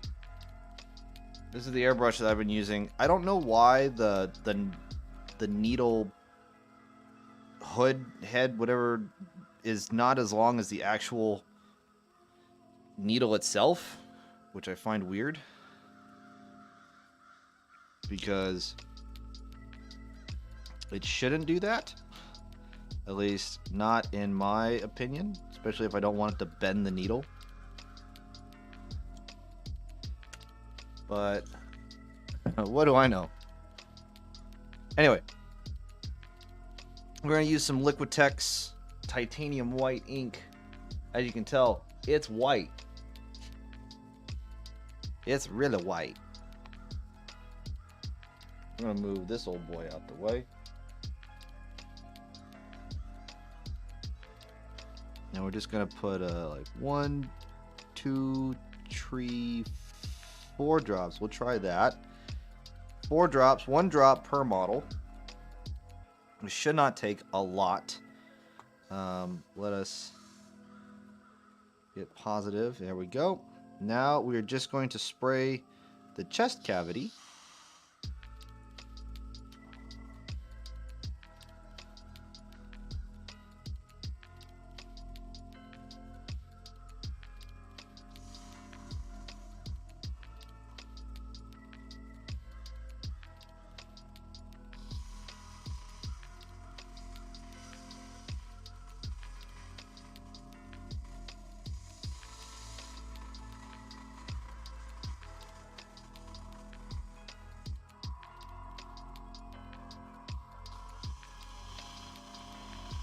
Now I'm gonna get the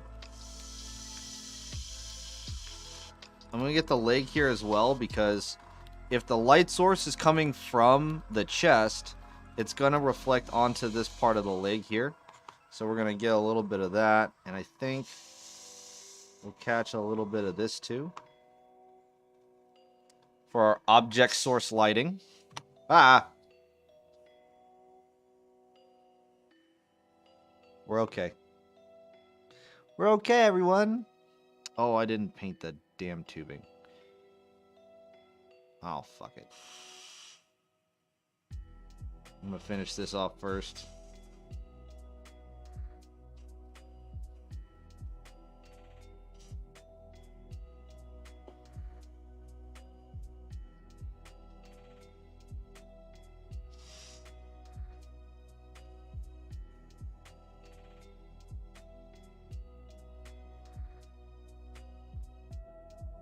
Yes, sir. And if anyone's wondering why I'm painting it white, is because I'm going to be using Hexwraith Flame over it in order to give it that glow like we have here. It's kind of glowy bit. I don't want it to be like super bright. I don't feel like there's a need for that level of saturation. Because these are more of NPCs than they are main characters. Though I love me my neons.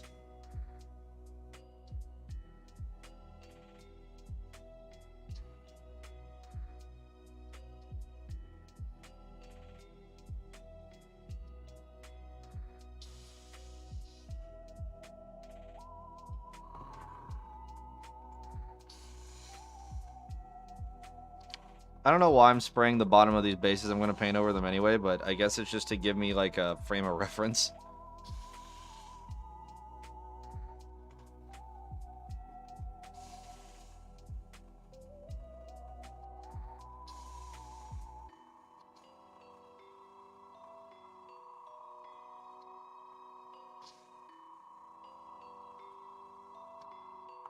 There we go.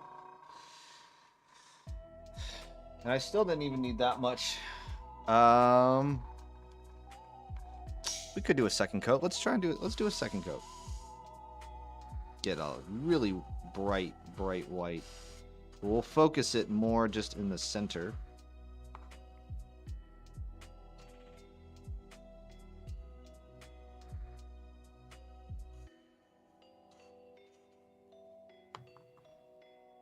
To get a nice bright center with a faded out exterior.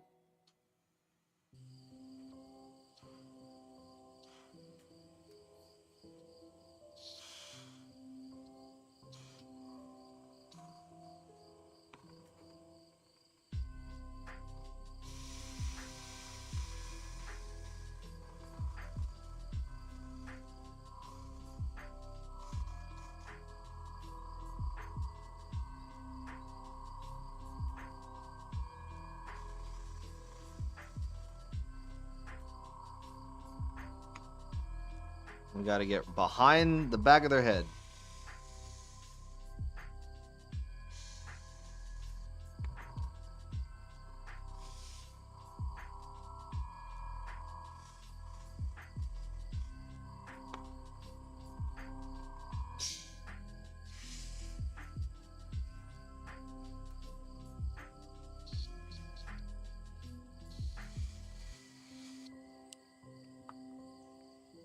All right. Let me give a washout on this. And then before we actually get into the Hexwraith Flame, we're going to... I'm going to paint in some of the black areas for like the tubing and stuff like that. I'm going to get that. I'm just going to cover that now. Because I didn't do it earlier. Whoops.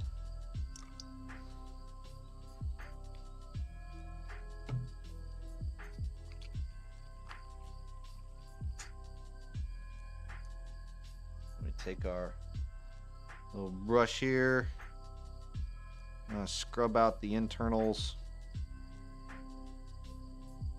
clean off the needle a little bit. Yep, yes sir, it'll work. One final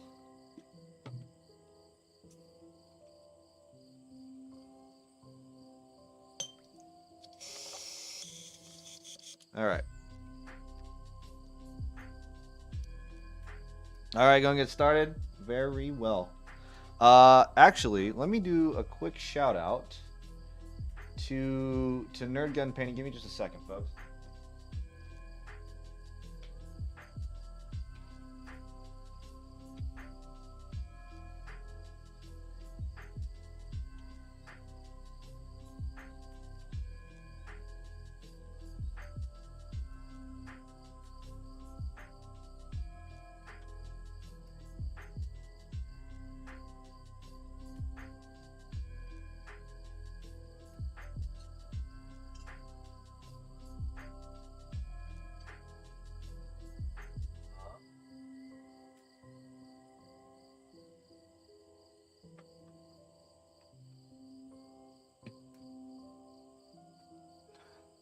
All right, go ahead and give Nerd Gun Painting a follow.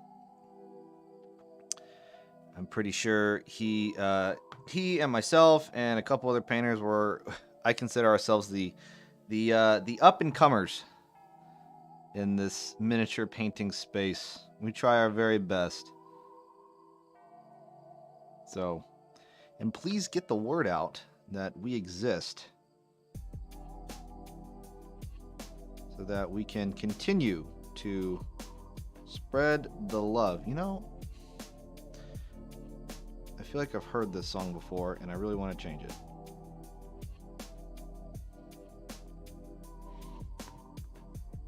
Hold on a second, folks.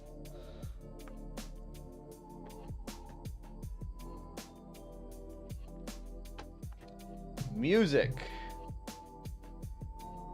Where are you at? There you are. That's not where the music is at.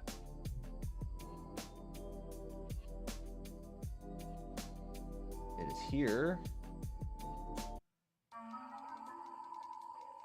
A little bit different. There we go. All right. And then also, Gear, are you still in chat?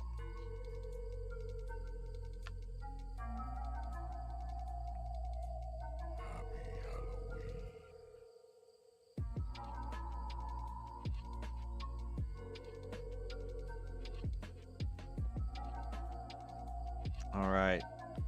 Because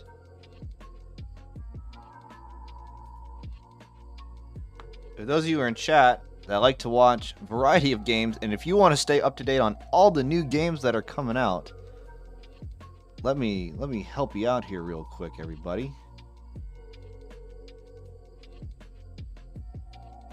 Hold on.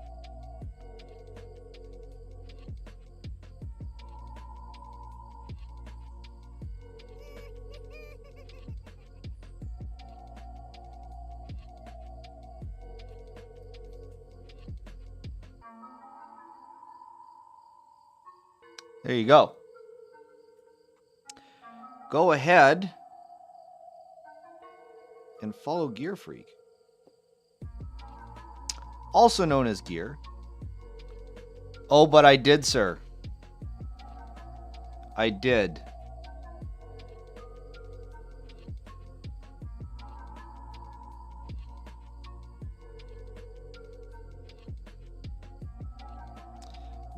We are a loving family over here. We do not leave anyone out of the love.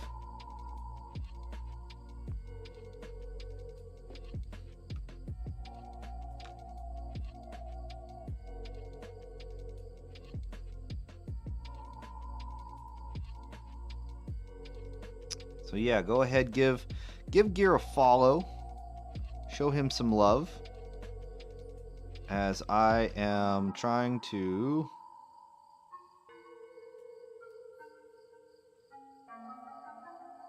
get all these areas of black.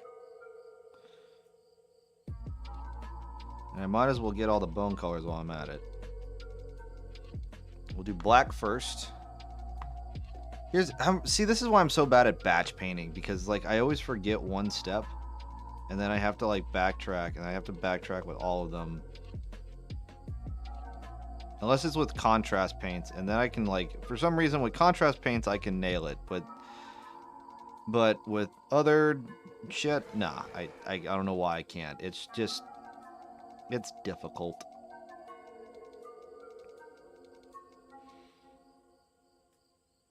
All right, we got the black there.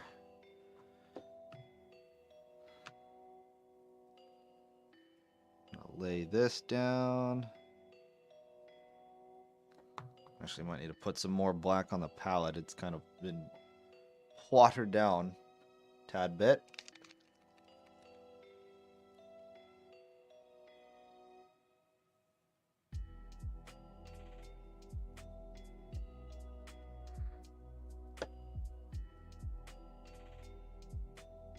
Hopefully I'm still within view for everybody, so y'all can see what I'm doing.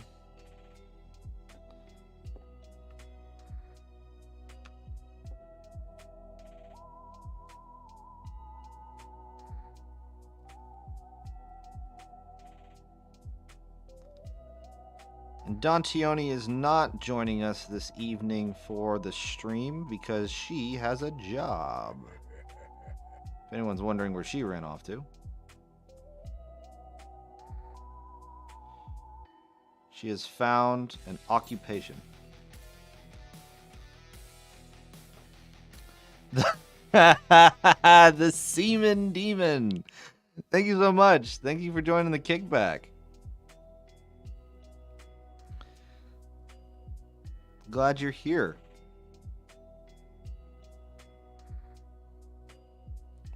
Hey, yo. Bing bong. How you been?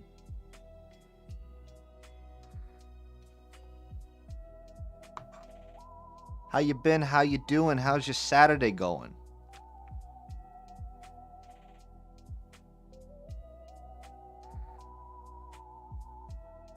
Good and tired. Tired? What have you been doing? What you been doing today? It's Saturday.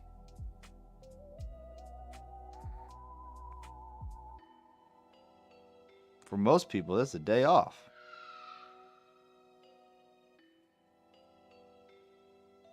Not gonna lie, that screeching sound for the car that's in the song that's playing right now, I thought it was outside, and I kind of freaked out a little bit. Oh, I need to turn off the Russ cam. Because Russ isn't here at the moment. He wants to be a little butt. Job searching. Yeah. As we were just talking about occupations, my wife just got one. She just got a job, and she's been job searching. She's been job searching for the last 4 months. So, I feel you. I hear you. I feel you. Yeah, it's rough looking for jobs these days. What is your professed trade?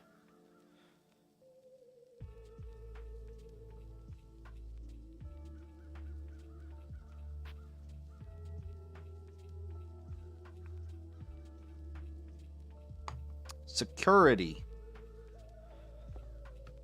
Like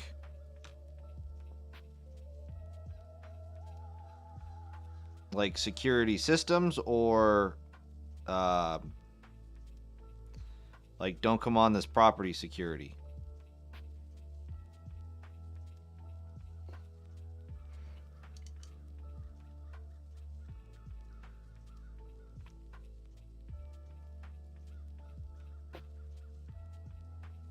I don't know if those are the accurate descriptions of what for security is, but I chalk it up in my head.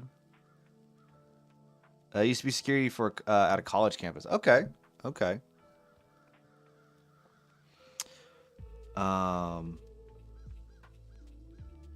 Just trying to find greener pastures, or what's the? I don't know if you want to divulge your whole story, but it's up to you.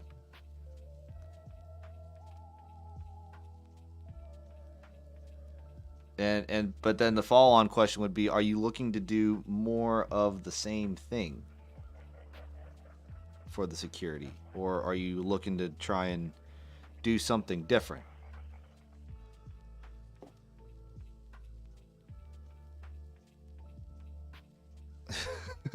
So like the get off my lawn security. Yeah.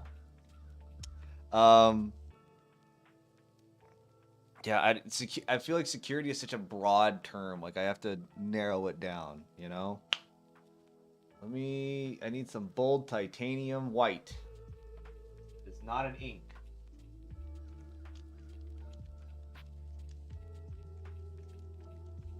All right. Get some bold titanium white for Pro Acryl. Stand by for turbulence.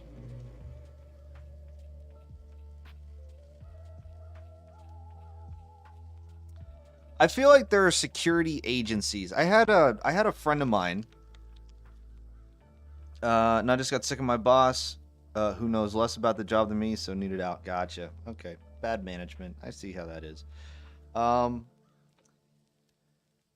had a buddy of mine. Well, I guess not past tense. He's still around. He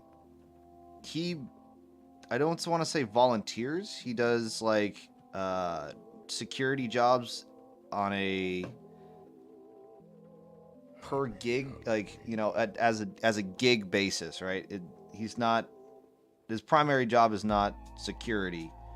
It's just a thing he does as a side hustle, but he makes decent money. Contract based. That's the, yep. That's the word I'm looking for. You know more than I do. I'm going to go a little fancier than I usually would with these guys. I'm going to actually line some of the edges that are going to be hit with a little bit of bold titanium white. Just to give them more of a hard edge.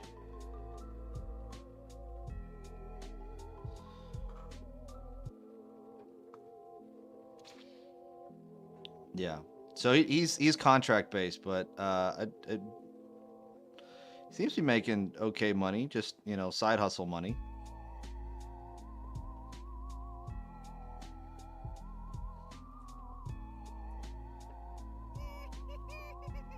I mean, are you in a? Did you move to a new area? Because like with that, it seems like, you know, get yourself ingratiated with some folks that are also in the same industry as you.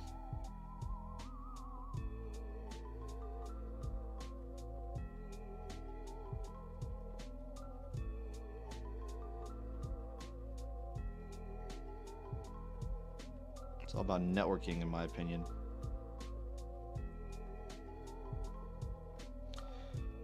You can't go wrong with networking with the right crowd. So.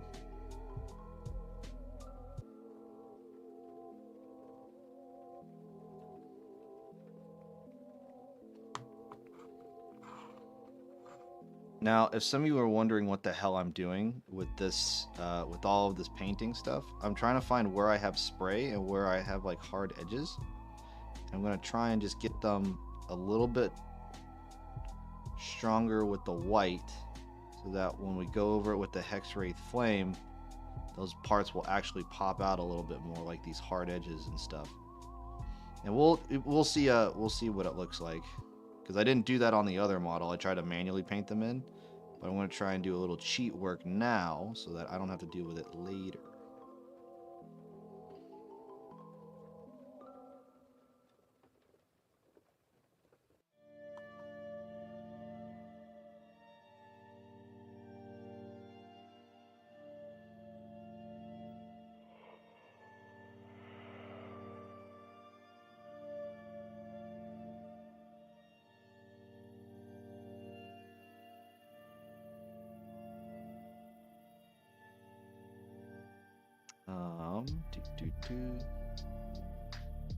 That bit. We'll even get the top of this.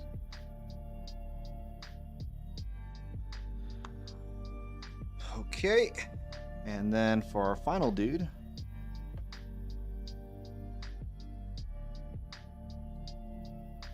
So I didn't have enough to move, but I have a lot of openings around me. That's good. As long as there's job availability, right?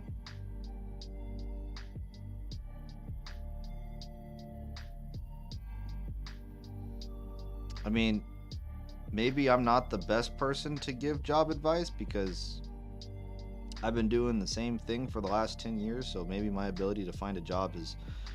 The ability to find a job has changed in the last few years. But... yeah. Hydrate, you bastard! Hydrate! Oh! Skeet's here! It is time to hydrate.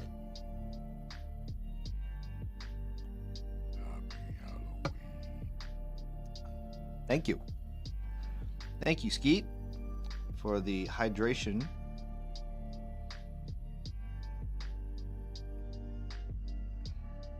Not gonna lie, I've been hurting these last few days from all the drinkings that I've had.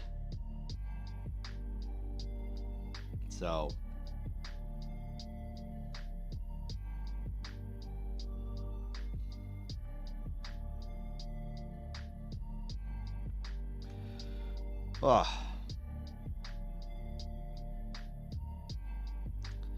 but Seaman Demon, I hope you find employment soon. I believe in you. I have faith in your abilities.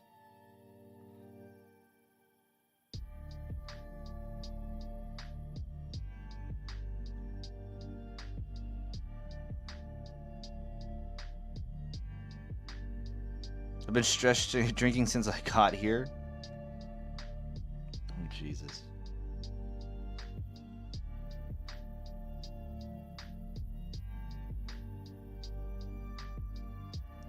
What are you doing right now, Ski? To count turnover?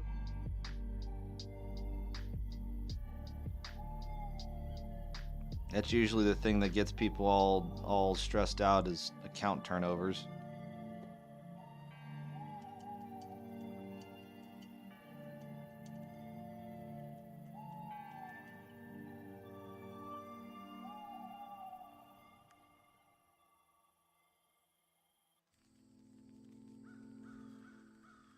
Then breaking a heroin addiction, Twinch has been great. Okay. Well, that's good. How long have you been sober? Brad? Also the painting. Have you been painting yourself? Have you been painting along? 2-ish weeks. Hey, congratulations.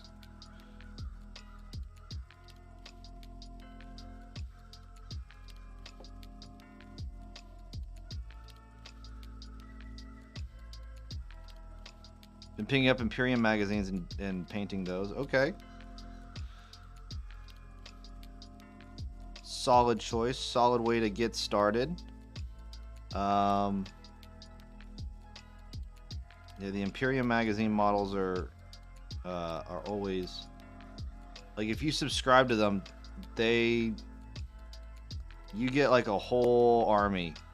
It takes you a whole year, but yet again, when you're going to be painting for the entire time, like, it makes sense. And I'm trying to just get the ink where I want it to go. I forgot that we were doing all the spots.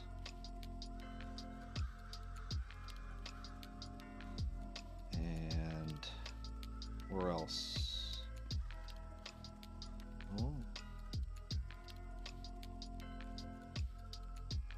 Oh, that's ugly. Nope, not gonna do that.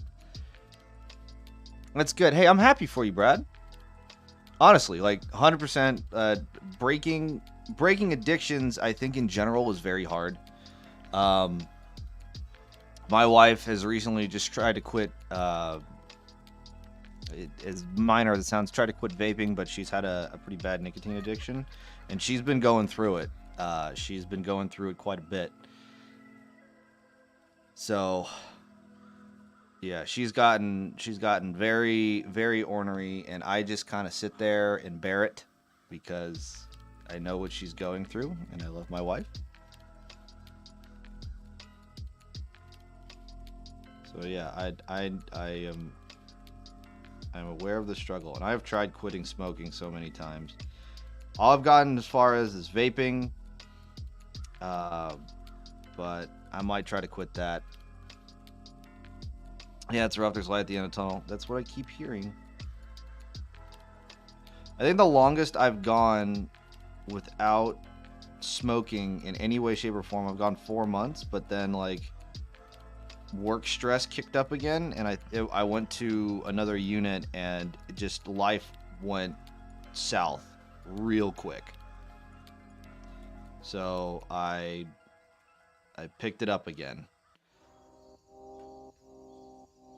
I think that's the real kicker right there.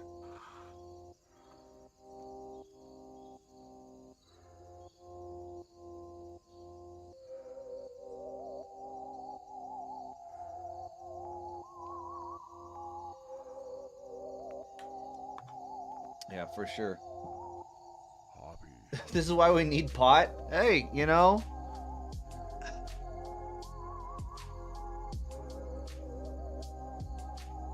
I have heard there are many things about about the old Mary J that and its effects can be good for you, but I think things are like, you know, in moderation is the key phrase. It's all in moderation.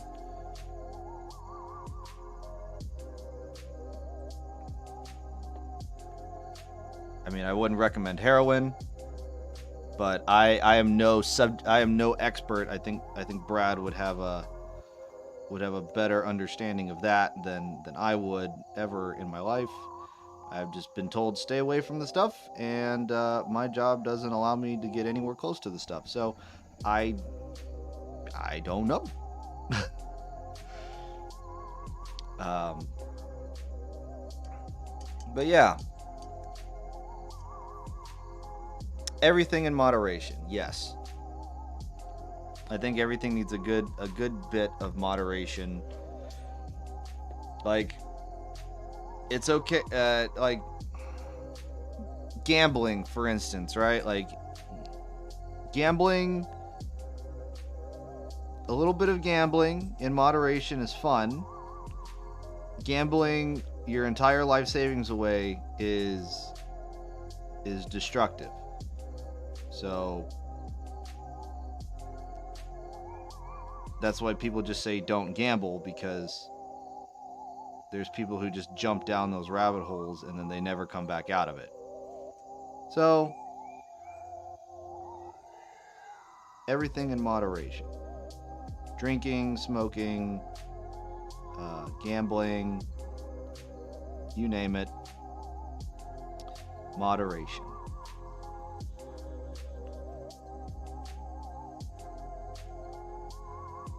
And do I need to get anything else? I'm gonna pay my Necrons in the... Oh geez, Sazerkin. Oh, that's Sazerkin Khan Dynasty. But I can't get the alloy gloss armor paint that was discontinued. Does anything you know how to replace? Are you talking about the Cryptek armor sheet was discontinued? Let's see. Yeah, I think they got rid of all of their gloss shades. So what I would recommend doing, and you know what? We can experiment right here. How about that? We're gonna experiment right here to try it. Is there? There was a saying casino I went to. You don't need to win to play. Hold on. Oh, Brad, thank you so much for joining the kickback. I appreciate it. Well, geez. If you need to win, don't play. That's a good thing to have on a casino. Give me a second here. I have something. If you're trying to stick within the Citadel range, which I highly recommend that you don't stick within the Citadel range, you have the technical Ard coat, which is a gloss varnish, a gloss varnish, and you can mix that in with the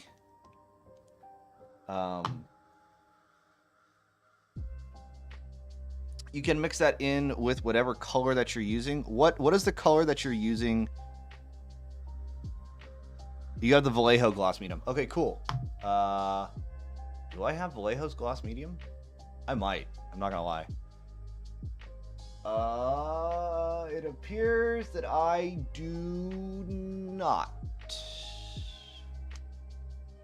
I have the matte varnish. I do not have the gloss varnish. However, what color are you using to paint the armor bits for your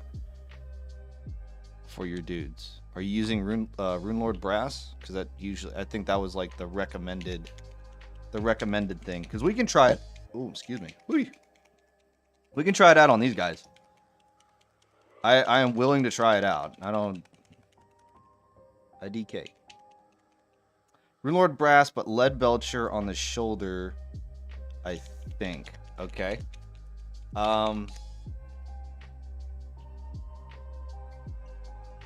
geez, who's calling me? Excuse me for a second, everybody. My wife is calling.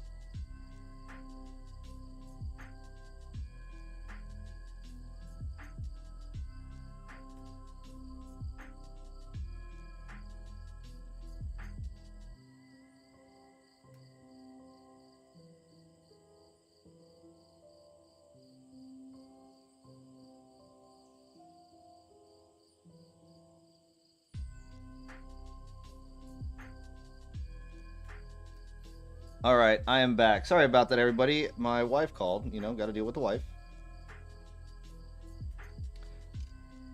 So, okay, hold on. What we have here? Blah blah blah blah blah blah blah blah. Whoa, lots of stuff. Lots of stuff. Okay, I think the shoulders. Get that. I get the gloss. Can make it coppery. Okay, so the method I was using was going to use Rune Lord Brass. Rune Lord Brass is a base. Then Iron Hand Steel on the helm, shoulder and shoulder pads, and that's what the gloss goes on. So you just need glossy Rune Lord or glossy Iron Hand Steel, right?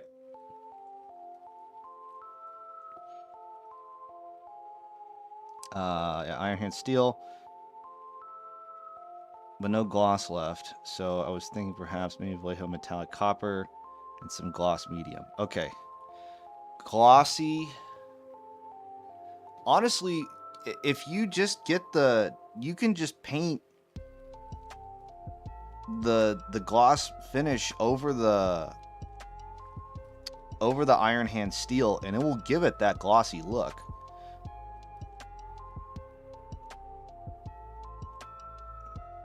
That's kind of the big thing, because all this is going to do is give it a shiny finish. That's literally all it's going to do. It's just going to give it a shiny finish. So if you use a gloss varnish over the Iron Hand Steel, it's going to be shiny. But if you're trying to shade it and then have it be shiny, I can see where you're going, but where you're trying to get with that. In fact, I already did it on that guy. I'm not going to use that guy anymore.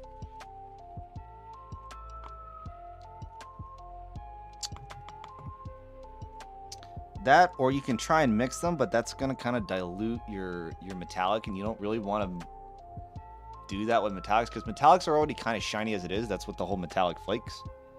But if you are looking for a glossy finish for Iron Hand Steel, do I have Iron Hand Steel? I think I have Iron Hand Steel somewhere around here. Here you are. Iron Hands Steel. Ta-da! Let me get this mixed up a little bit. Stand by for turbulence.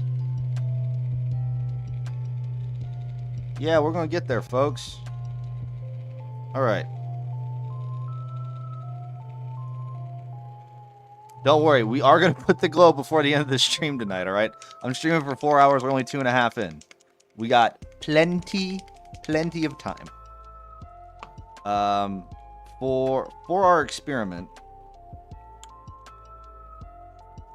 let's use, you know what? We're going to use this guy for our experiment. Okay? Let's try it out. So we're going to have some of this Iron Hand Steel.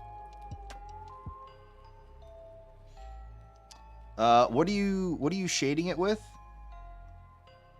You said you're using you want to use the Cryptek Armor Shade, but you didn't, obviously they don't have it anymore.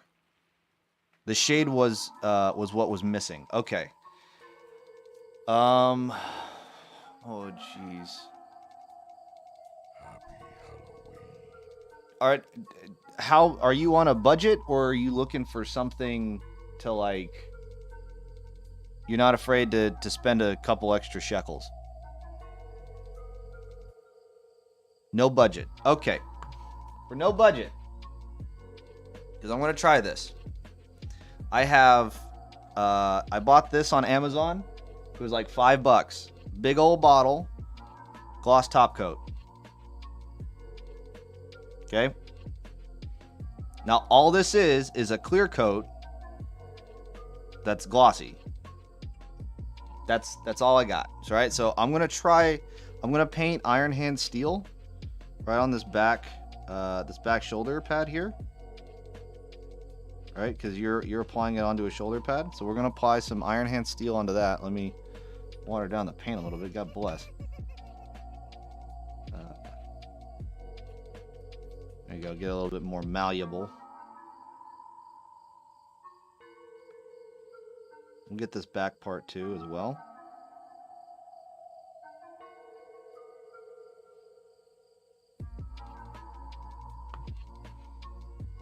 And we're gonna wash that off.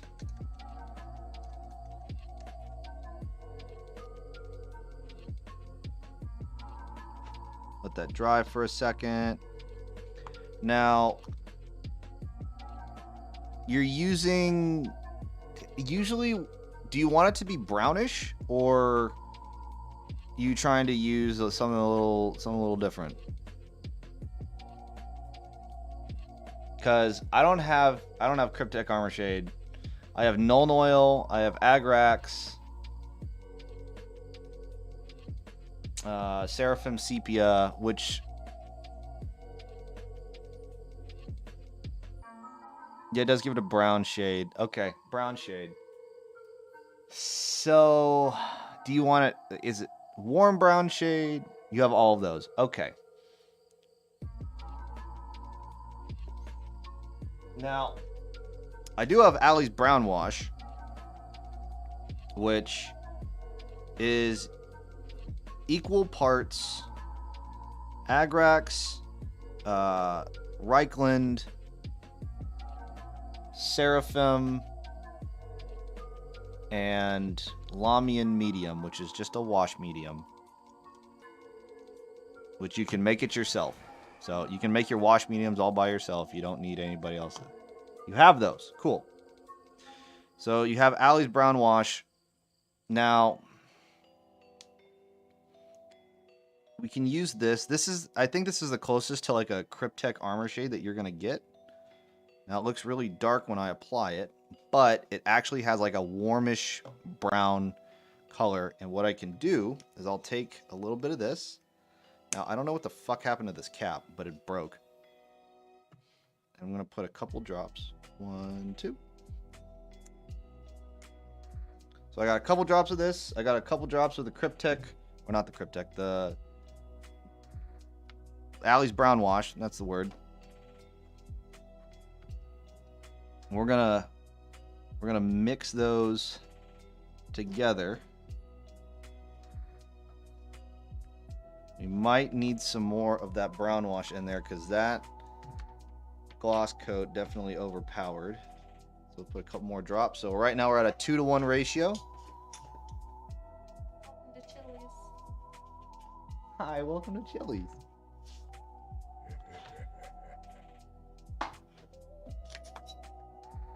So we're gonna get that kind of consistency. But remember that this is a glossy coat. So if I put this over,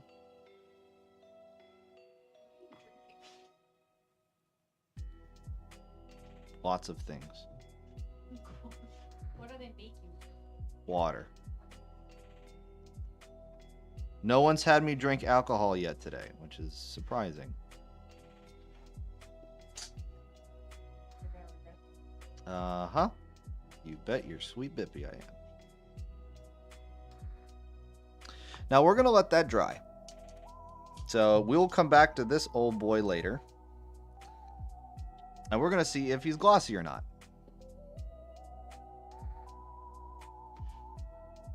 My guess is that it'll be very satin. Because the wash is very matte. And the gloss stuff is glossy. There it is. Cheers, everyone.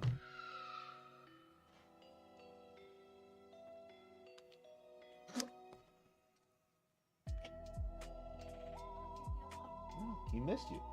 I was just sniffing. Yeah. You smell like McDonald's. Crazy. Who doesn't want to smell someone who smells like McDonald's? Silly. Okay. But in the meantime, as that's drying, That's actually probably drying pretty good. As that's drying, we are going to use our Hex Wraith Flame and our airbrush to do some airbrushing. Now, number one thing you don't want to do with... Where did I put the pipette? There it is. Okay. Number one thing you don't want to do... Russ!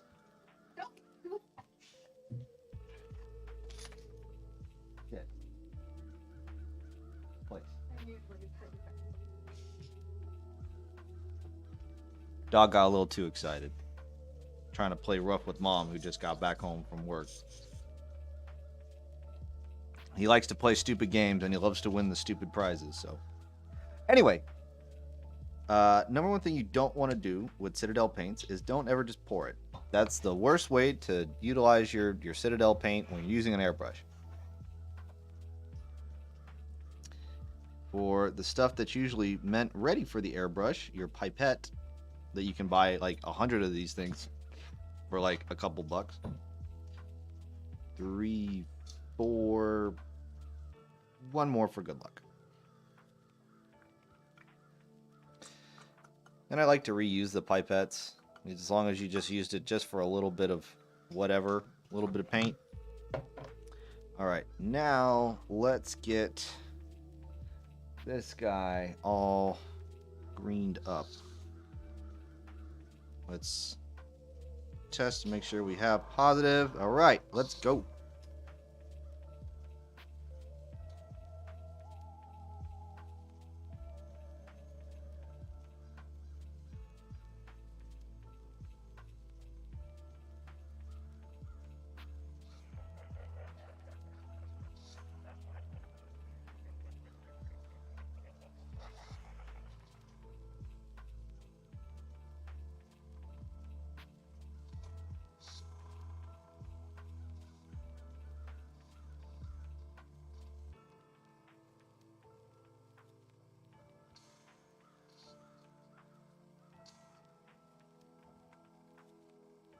All right, on to the next. I like this pose. This pose is nice and open. It's easier to paint, or airbrush, really.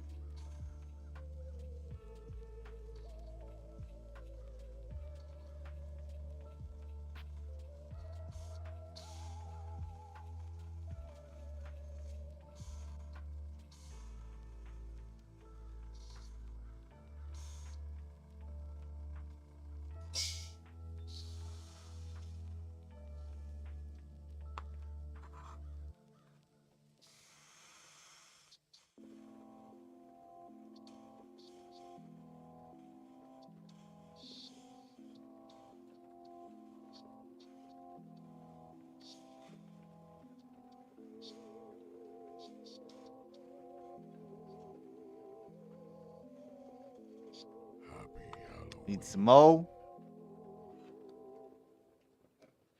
These holders, I 3D printed them.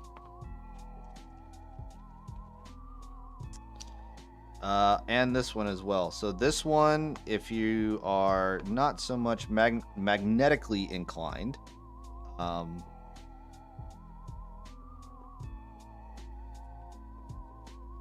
on, there we go. 5, 6. Let me talk about. Give me actually, you know what? Give me a second. Let me finish this airbrushing so that the paint doesn't dry in the airbrush, and then I will talk about these holders. All right? I will answer your questions. Do not worry.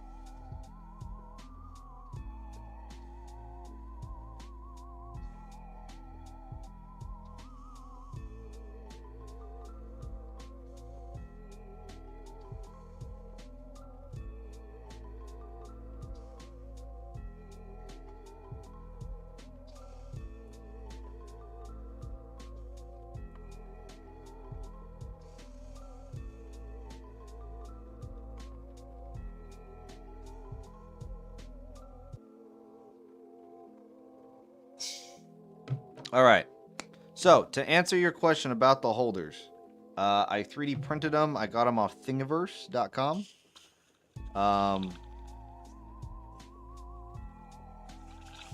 There is this one that I have, which is great for those who, like I said, are not magnetically inclined. And what I mean by that is people who don't like to use magnets for their miniatures. I love to use magnets for my miniatures because I don't have a lot of just open storage for them, so I like to put them securely into boxes that have metal sheets, so they magnetize to them. I found it the most cost-efficient way of storage without having to get anything like foam or something like that, especially for the more fragile models. But for this one in particular, this is a paint handle that uses soda bottle caps as kind of like the thing that you can swap out. So this one is just, it's a Coke bottle cap with a little bit of poster tack, and then I just attach model to bottle cap that's on there, right? And so if I only need, in theory, you only need one painting handle for a whole army, because then you can just unscrew and then swap out with another one, and ta-da, you're there again. So that is an option there for you. Also, this is one of the 15 millimeter high elf dudes that I've been painting for an army that I am building, and I really like these models from Forest Dragon Miniatures. 3D print them. Some of their 3D prints need a little bit of support work, but other than that, pretty good. So, but yeah, there's that. And then for these other ones, though, for these other ones, so these bases that I 3D print,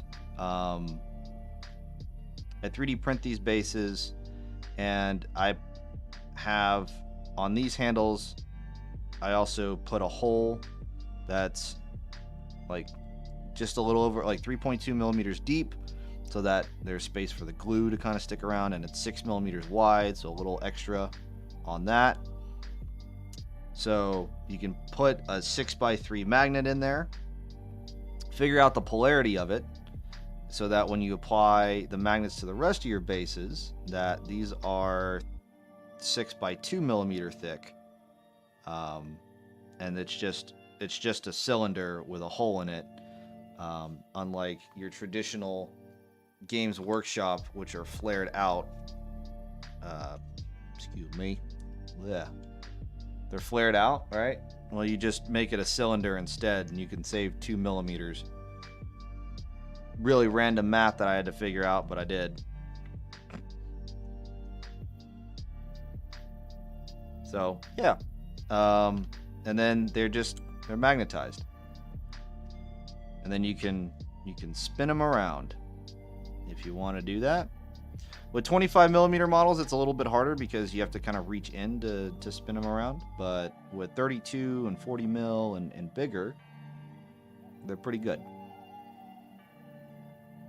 Yeah. I found all the files that were needed on Thingiverse. They're completely free to download. I would just say find a friend that has a 3D printer, and you'll be off to the races, for sure. The only thing is that these handles don't come with the hole. However, they do have a version that has a hole in it to where you put like a cork. And if you want to paint like individual bits, you can like you put your paper clip in the cork, and then it kind of goes off at the angle that you need because you're painting. Imagine shooting at a gator, then dropping your bow at the gator. What? Why would you drop your bow? Why would you shoot a gator with a bow?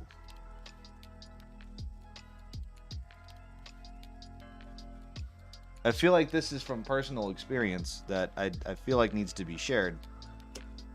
Gear. So, go on. Go on, show your work.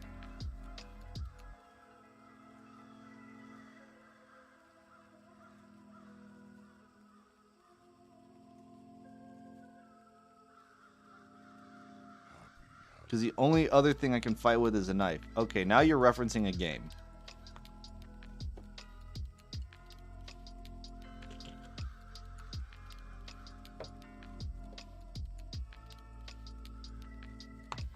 Have to continue using this.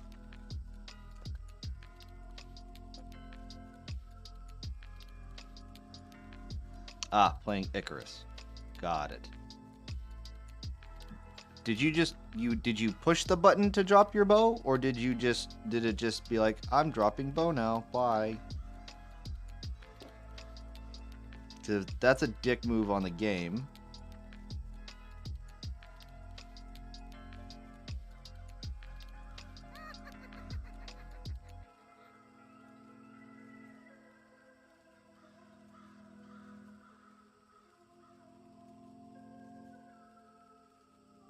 Spoopy robot skellies.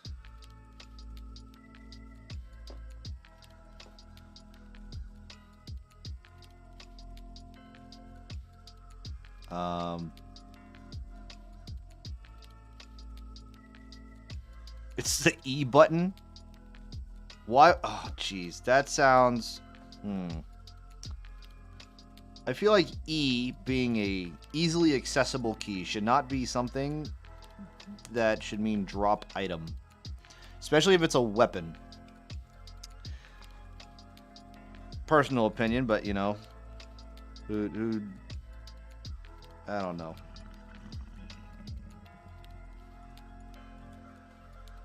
Like, drop shouldn't even be an option unless, you know, you're meant to pick up and drop things at a rapid rate. But even then, like in Sea of Thieves, you don't ever drop your weapon. You just swap out weapon with whatever you're picking up. You don't just drop it on the floor. That's just a stupid move.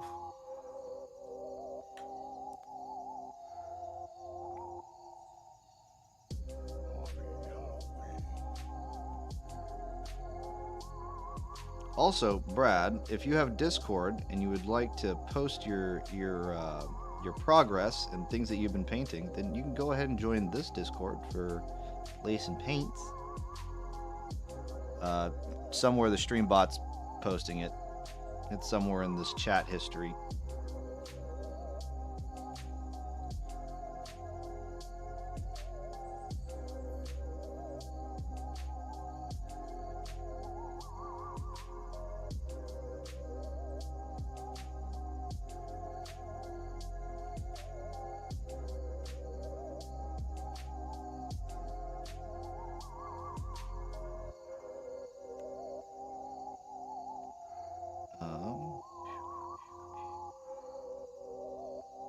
Alright.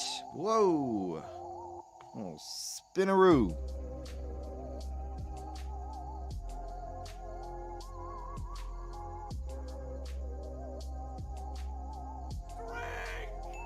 There it is. Alright, time to drink some more beer. Cheers, everyone.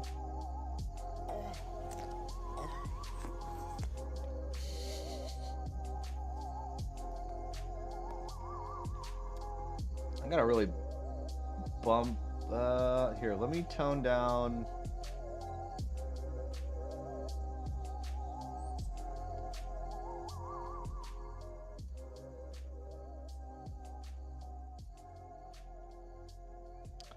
Tone down the music just a tad bit.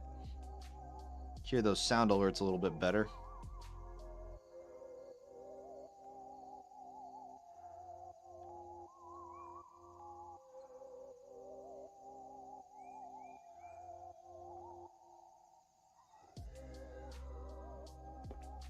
Just gotta get all the greens in the right places. Went to get a drink. I missed the ground about. Did I reveal it? No, I did not reveal it yet.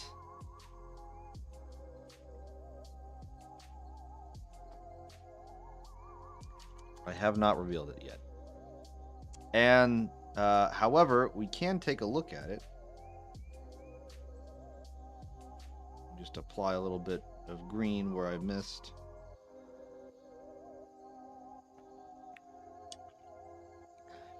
Okay, now let's see what we have.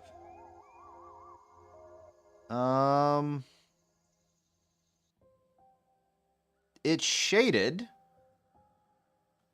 It is not glossy. It is very satin, as I predicted. So, what we can do is we can get some of that top coat again.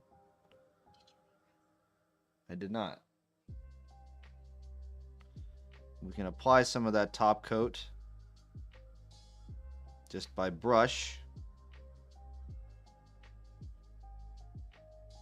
over the shoulder pad.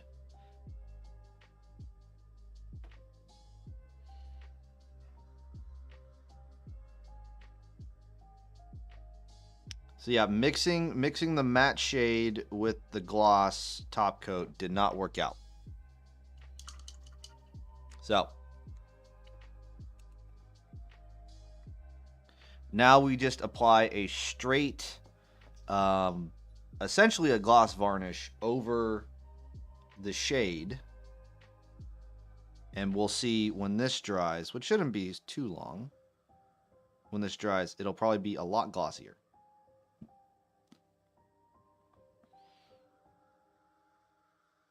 And it looks like it already is. Oh, you're dry. Okay. Now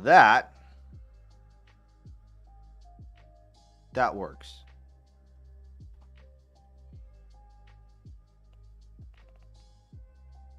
Let me see. Hold on. Let me get a little bit. Let me bring this up to the camera so y'all can see. Let me adjust the focus here.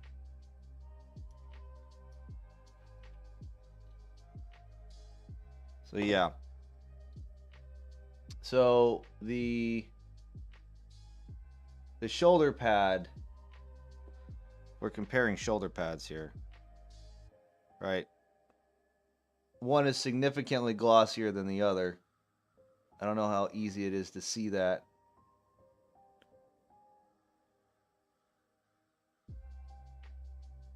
But yeah, I would say if you want to have a glossy for your a glossy bit, shade it first and then apply this. However,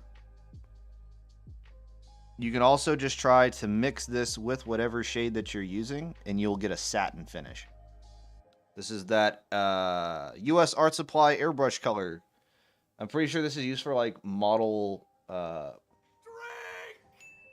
Oh my goodness, you're telling me to drink now. Oh, PA? Very well. Hold on, let me adjust the focus again to the right parts. There we go. So this stuff is very cheap. Cheers, Khan.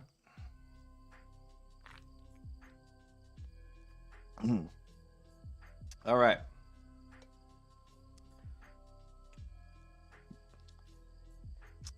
So, Brad, I hope that answers your question regarding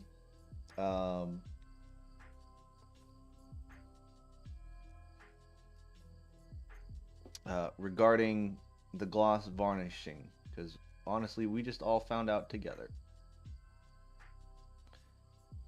Now I have to manually adjust my focus again.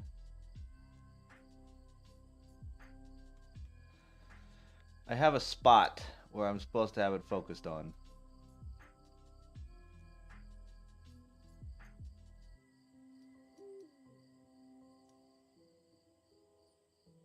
That should work. Okay.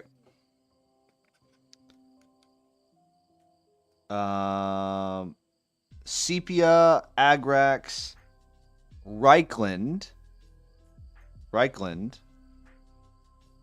and Lamian Medium,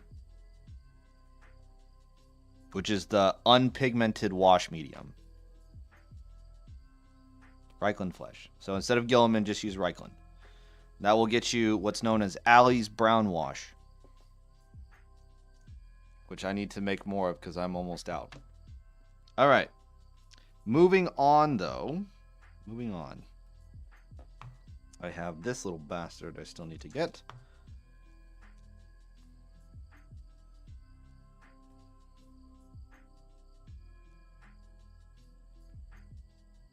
All right. And I think that handles the greens for the most part. Unless I need to get under their chins. Oh, I do need to get under their chins. Son of a bitch.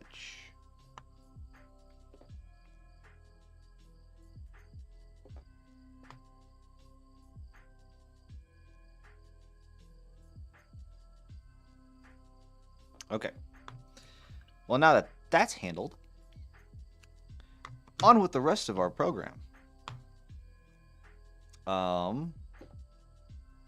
Silver detail. Because if we're going to keep going with this, the silverish details, we have our dark silver. I want to see actually if the color mixture that I just had is just dark silver. As much as I love mixing colors, if I have to do a lot of it, I'm just going to find a color that matches. Which I think dark silver might be a little bit darker than what we intended. I think it might be. In that case,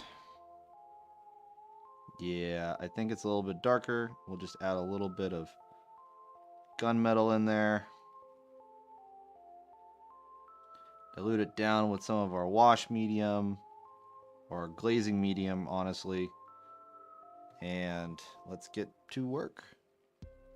We're just going to get around the collar.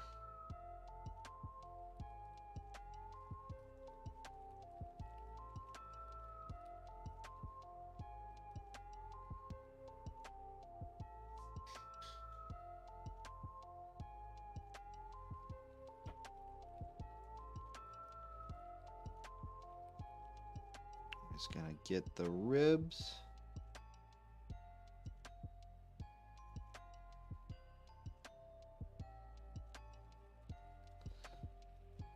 And honestly, I'm not being too careful with these ribs. Ah, damn it, look at that. Obviously, you don't purposely try to mess up, but I'm not being super careful just because these guys are already going to be, they're NPCs. So, not 100% worried about how pristine they look. As opposed to the other models that we've been painting earlier this month. Yeah, those I'll take my time on.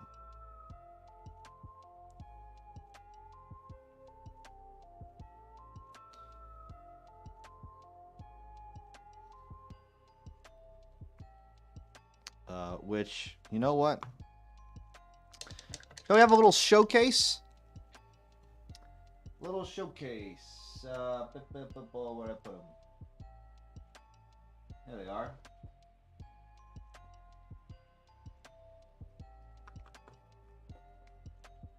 Here are the lucky 3 so far. If I can get them all together. Here we go.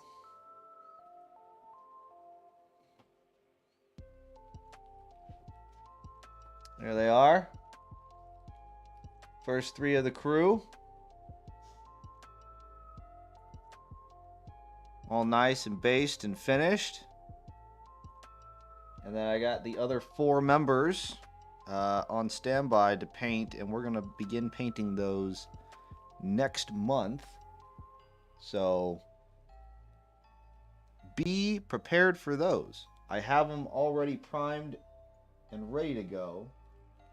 We have our illustrious captain, who has not been painted yet, but she is badass, and she's got her power fists. Power fists. Ready to punch people to death. We have another engineer. Well, we have an engineer. with her pistol and her toolbox ready to go. We have our second engineer, which is more like the comms. Okay, you're right. Cheers, everyone. You know, our second engineer, who's more like the comm specialist. She's got computer screens coming out of her wrist, because that's cool. And then finally, we have our ace pilot. And she just has her pistol, but she goes to work. And if you have no idea what the hell game I am talking about, this is for the game Space Station Zero, made by Snarling Badger Games. I actually know the name of... I know who makes the game. Snarling Badger. Snarling Badger Studios? Snarling Badger Studios. Uncle Adam and Vince Venturella from Tabletop Minions and Vince Venturella, respectively, YouTube channels. They created Space Station Zero, which is a co-op and or solo play miniatures agnostic space game where your crew has been what do we have here? Speak with an accent. Oh, jeez. Which accent gear?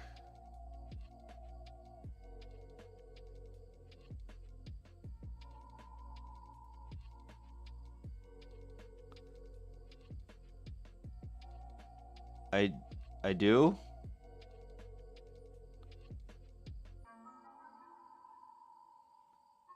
Oh no.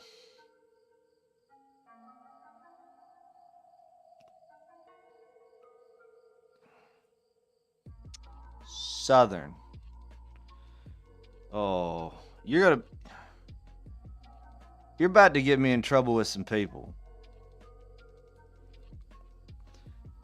Cause it's been a long time since I've been around some Southern people, and boy howdy, them get my ass whooped. They're like, no, that's not how you say it. And they're like, oh shit. Like, I need to call my boy Ben Harper. Yeah, I need to call it Ben.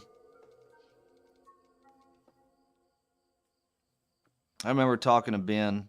Well, we were all just giving Ben some shit because he's like, it's Ben.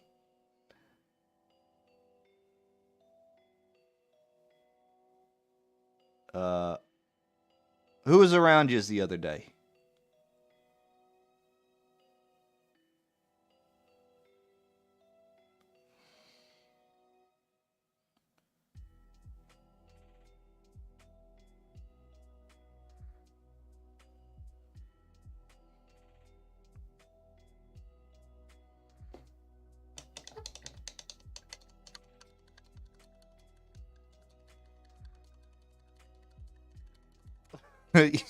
You was.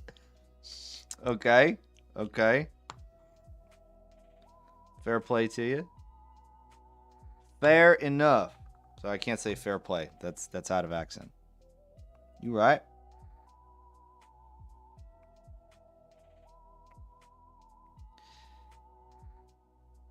I don't know what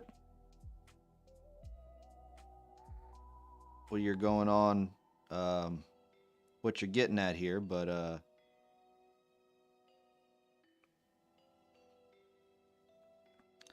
I don't know.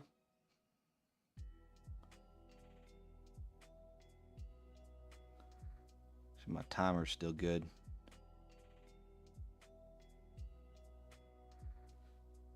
No, you didn't hide it at all. You don't need to hide your accent.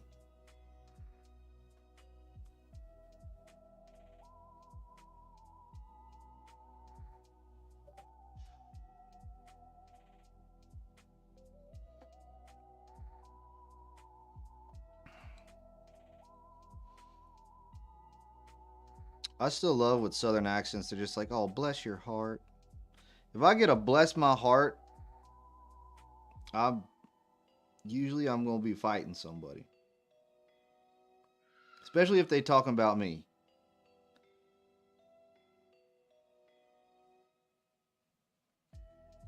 Because then they think I got autism or some shit.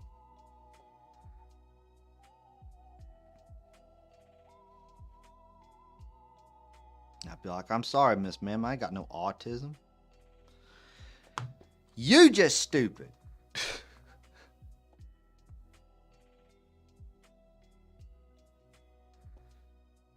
But no, I was talking when I last talked to old Ben Harper.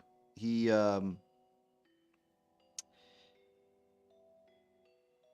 so we were getting him shit because he calls himself Ben, right?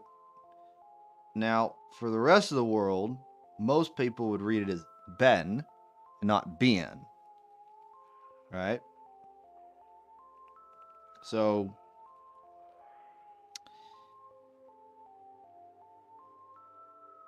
we were all just like, it's pronounced Ben. He's like, no, it's pronounced Ben. Like, no, Ben is pronounced Ben. And then he's like, I know how to pronounce my name, damn it. I've been saying it for the last 26 years. I'm pretty sure I know how to fucking say it. Yeah, Ben.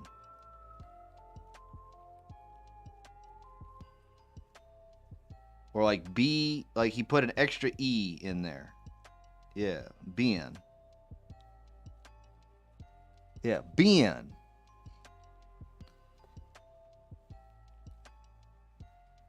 And Mama called him Benji,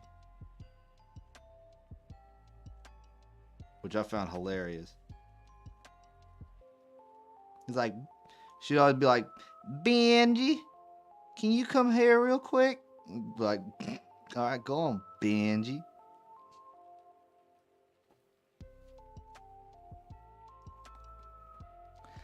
Yep. That's exactly. Yeah. It's not. It's not Ben. It's not Ben. It's not Ben. It's Ben. That's what he'd say.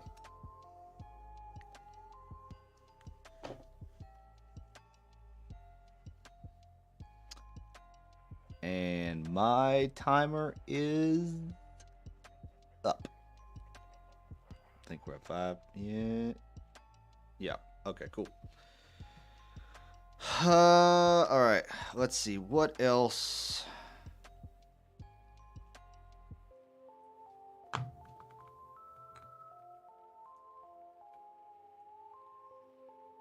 Skulls. Skulls.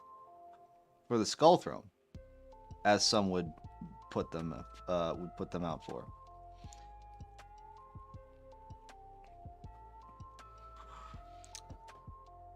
Now, if Halloween was the celebration of a chaos god, which chaos god would it be? Many would wonder. To include myself, does anybody have any idea?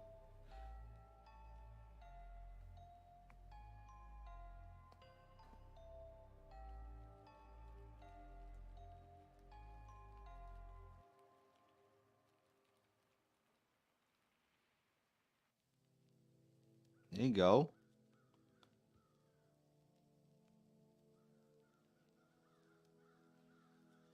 Everybody calls me Mr. Daunt, but that's a select few. I know. I feel like I have different names depending on where I go.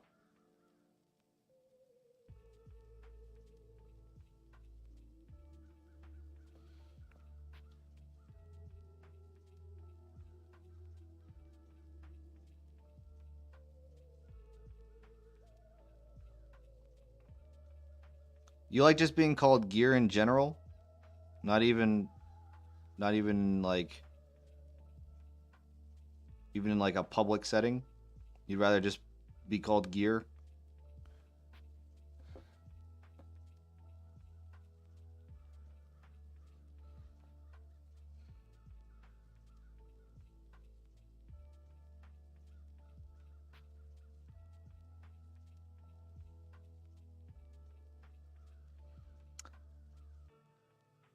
Where did my music go?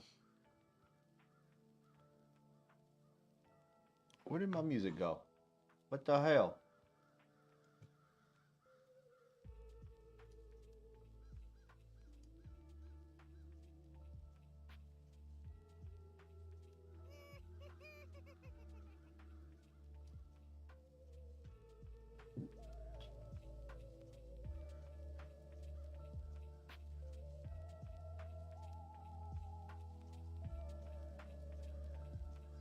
That's weird. The music just decided to drop off randomly. Whatever. Okay. I can respect that. Tell you what, it'll stand out in a crowd. If you yell, you can yell that across a crowded room, and you're probably one of the few people that will pop their head up and be like, "That's my name."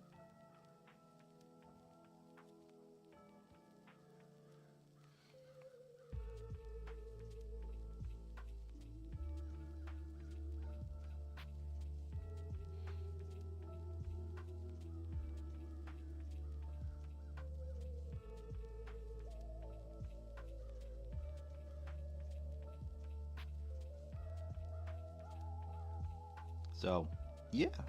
Cheers to you having a memorable name. You know what? Cheers to memorable names. As I paint these spoopy boys.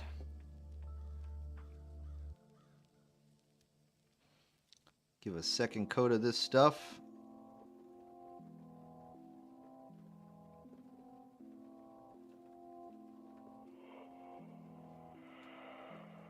About to get loud again. Okay, we're good. Overall, folks, I hope everybody's having a wonderful Saturday. I'm just trying to fix this small little mistake before it gets too crazy. Even though I just said I don't really care about it, but if I have the ability to catch it, I will.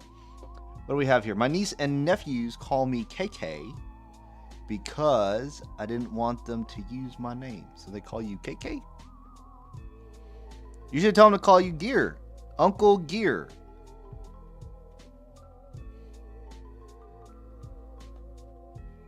That's the name.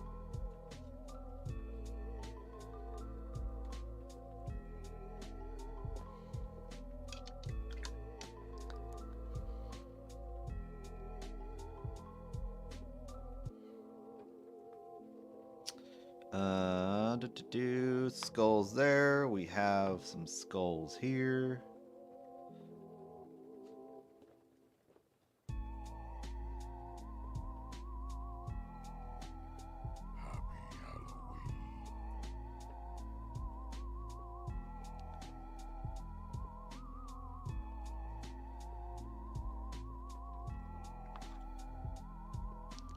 Just trying to get this skull.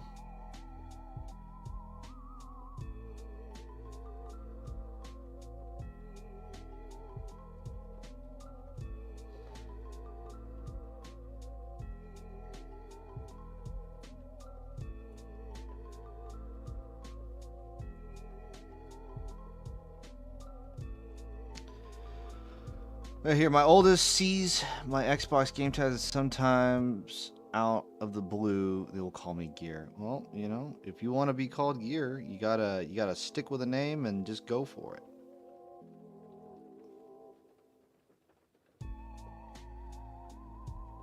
Just full send.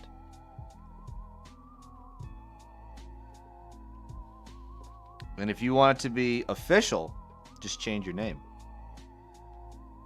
You can legally do it.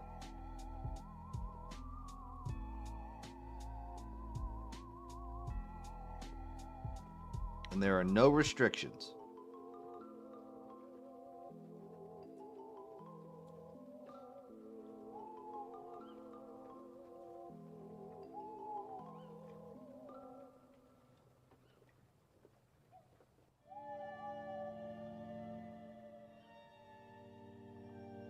All right. And this one's only got one skull, which is nice. Yeah, just do it legally.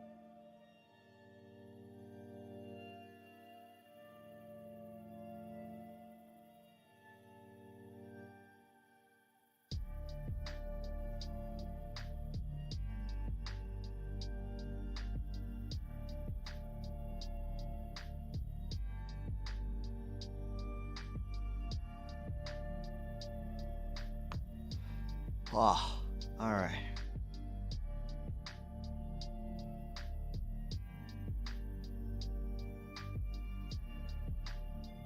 How long have we been going? Almost 3.5 hours? We are coming close to the end of the stream, folks. Another half hour or so.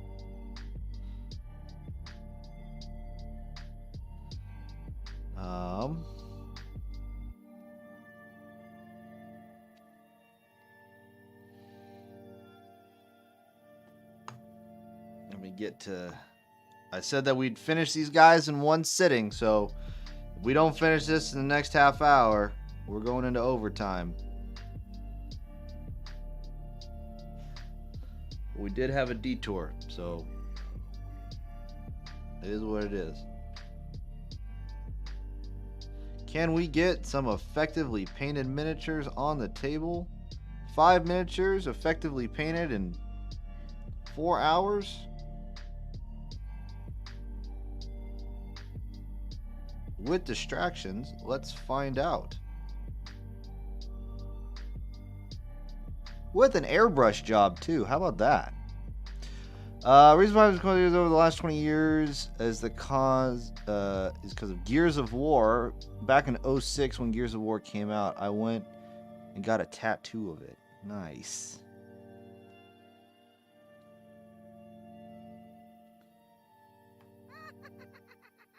So have you, but the question is do you have all the Gears of War games and do you still play them?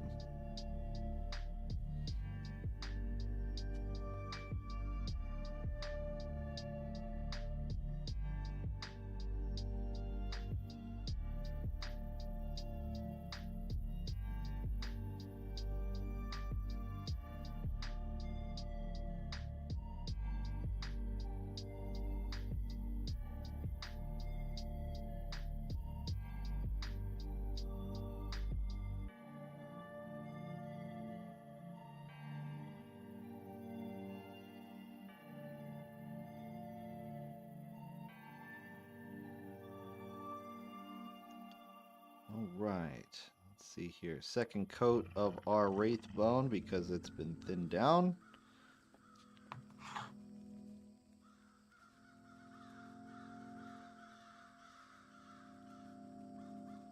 Ah.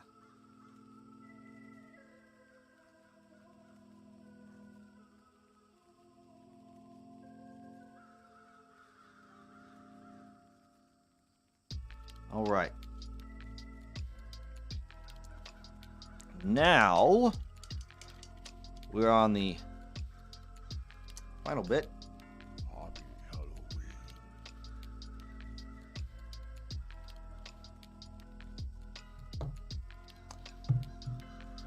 Oh.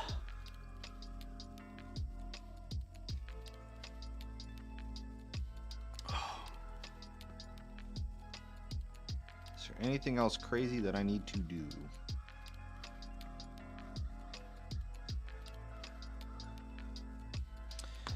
I guess we can do this. We can take a little bit of Hex Wraith Flame, like we did last time. Hex Wraith Flame, a little dollop of that. We're gonna get some of our white.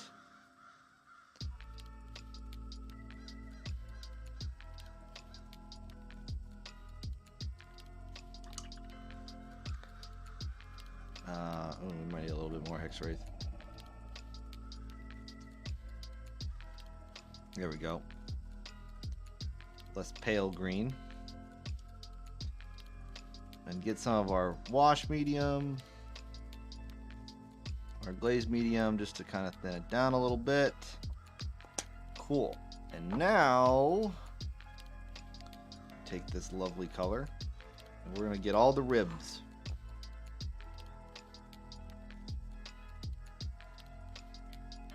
The glow's got to come from somewhere, so let's glaze the ribs a little bit.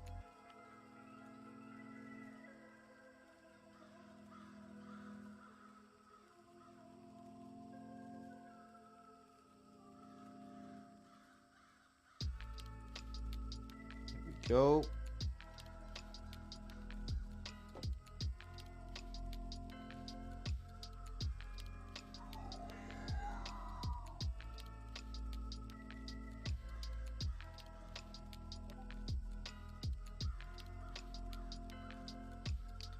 Just trying to put some variety of color.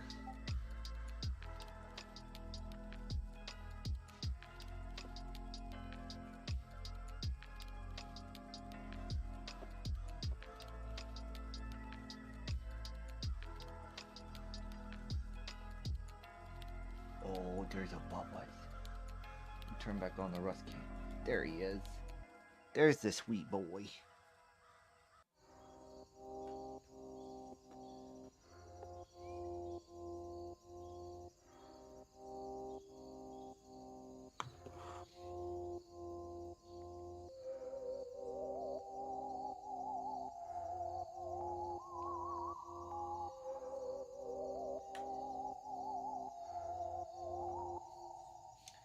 You know what?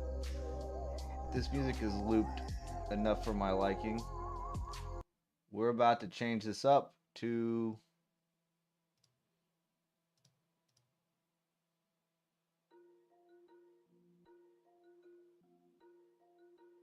this.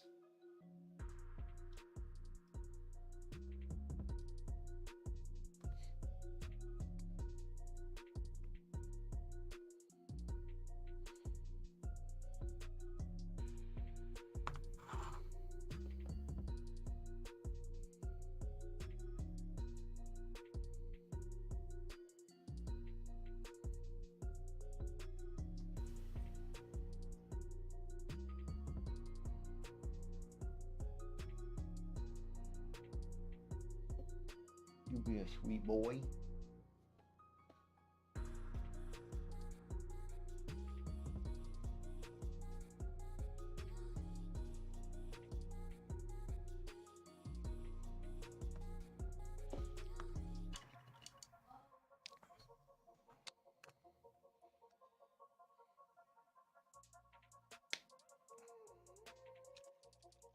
You know what? We're gonna use.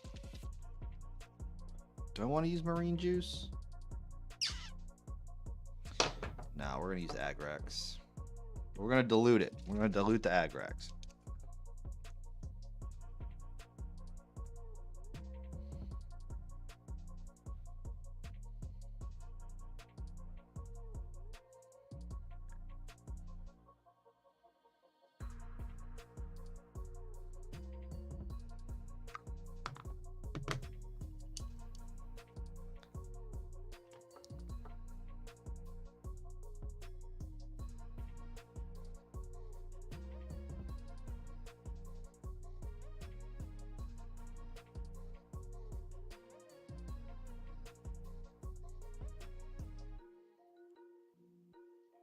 There we go. Alexa, stop. That's the reminder to feed the dog. But the dog has been fed.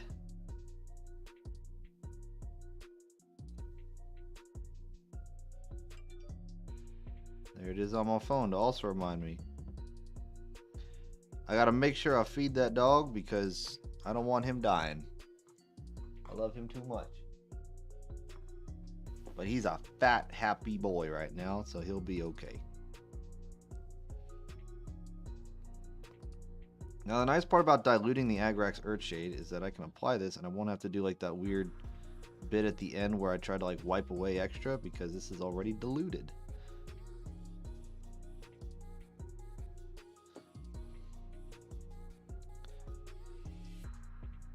Not diluted as in, you know, delusional, but more of diluted, as in washed out a little bit. Hey, the internet is finally fixed. Well, welcome in, Noel. Glad you could finally make it. And we're only down to the last half hour of the stream, but hey, welcome in. Glad you can make it. You've been dealing with internet problems this entire week? Because I only went live on Monday and you had issues then. These minis are the Flesh Eater minis from My Mini Factory. There we go. From My Mini Factory, not My Mini Factory, from One Page Rules that you can find at My Mini Factory. Their Robot Legion line, which these are a mix of like Necron and like the droids from Star Wars. It's a very interesting mix of design combination, but I think they're appealing, especially for being kind of like the spoopy robots that are supposed to kill you in a derelict space station on Space Station Zero. Not Krons, correct.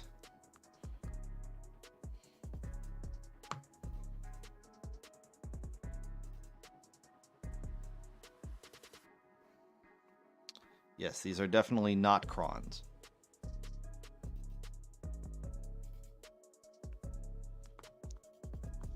By the way, everyone who is in chat, let me do some here real quick.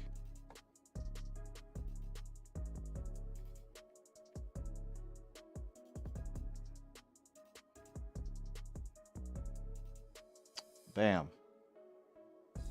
There it is.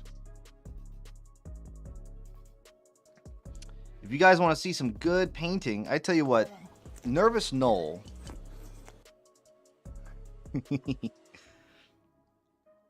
Oh no, what happened to my pufferfish sound?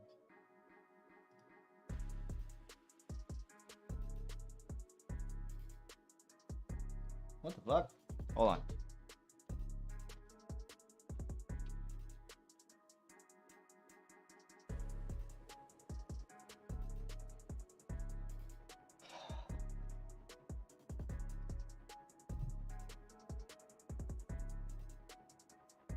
My alerts, blah, blah, blah, blah, blah. Where it is.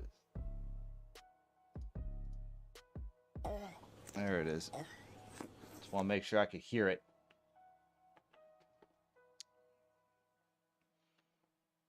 I do have new alert thingies. This is very true.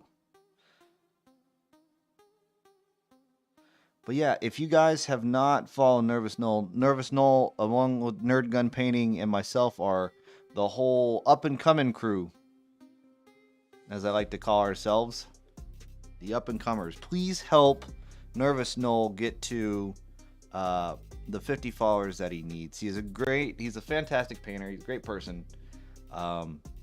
Fantastic in terms of what he can paint. And he does have a lot of interesting things to paint and to talk about and to show you. So, I'm just trying to gas you up, man.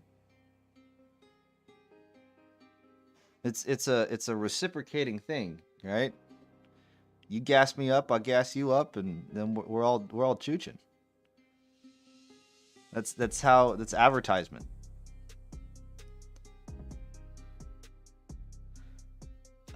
Okay, so now that we have all of that bit done, now the next thing we have to do, our final bit. The paint that is no longer existent. Nuln Oil Gloss.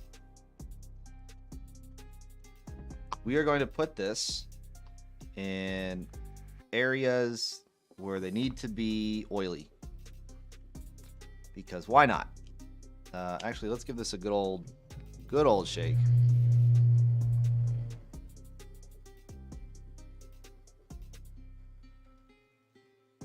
Do do do do do. Yep, stand by for turbulence. There we go. All right.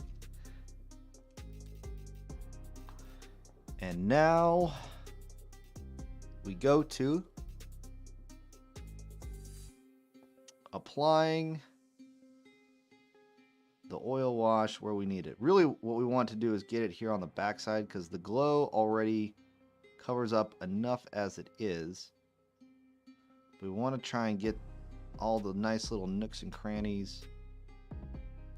We want to have some visual interest in terms of glossiness and matteness and rotted outness.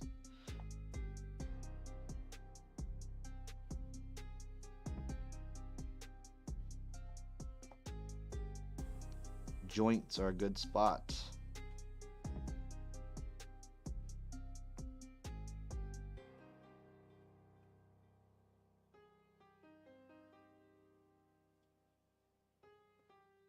All right. Move on to the next one.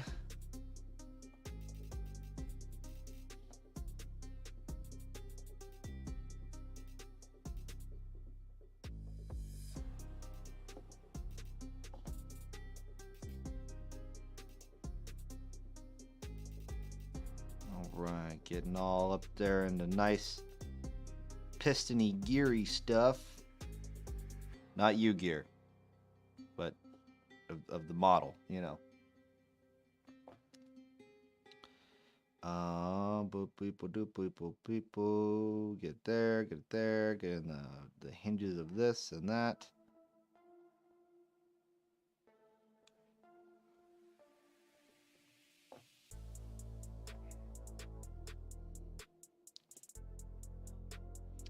And then we get up into the things up in here. Up or her. No, I'm just saying your name's Gear. I didn't want to, I said up in the gears and stuff, and I'm not talking about getting up in you. I'm talking about getting up in the gears of this. I don't want people to get it twisted, you know? That'd just be bad.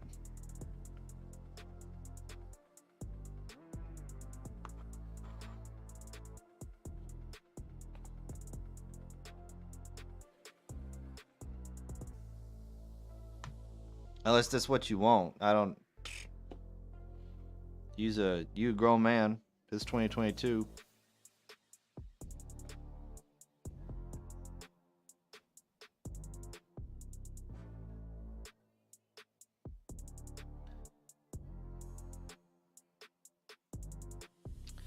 I kind of want to do something with these blades, but I don't know what I want to do. Anybody have any suggestions on what to do with these blades?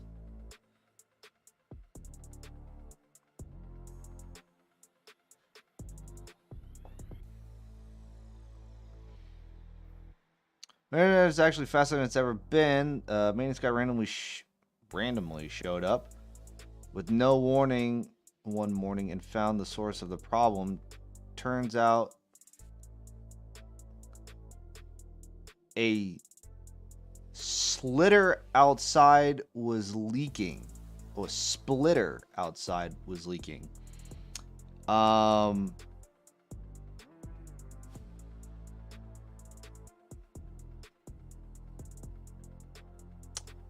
I can tell you right now, as a 100% certified and 100% certified data systems chief of the United States Marine Corps, that dude just filled you full of shit. Data does not leak like a hose.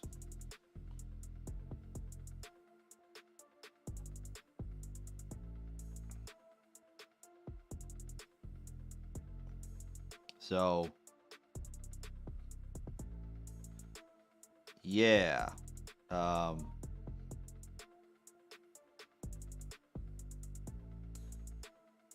What had probably happened was, like, did you just not have internet, period? Or,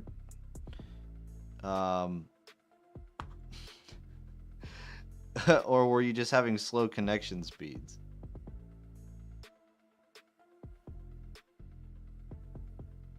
It was really spotty. So my guess is that a cable went bad and they just replaced the cable. Your splitter was not leaking. That is not.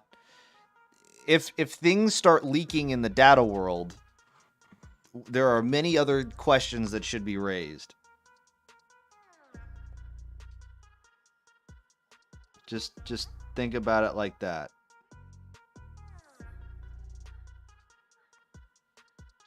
That's kind of funny. I'm not gonna lie. He got you good. It's all right. I had a technician try to tell me that IPv6 was faster than IPv4, and the answer to that is no, it's not. It's the size of the pipe, not the number of the IP, which is a version, and not like a full-on actual thing. It's weird. It's hard to explain. Just know that your splitter was not leaking.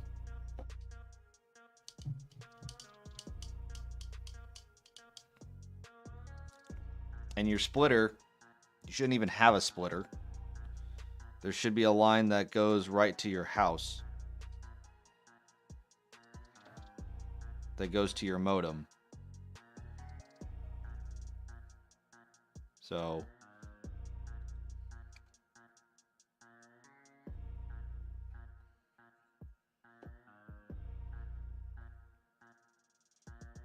I mean, we didn't pay him. Company sent him out. He replaced our splitter. Okay. And now my internet works. Okay. So my guess is what happened then, if he just came out, everybody else was having the same exact problem that you were, which means that there was an issue with the switch. The proper term is called a switch. The switch that was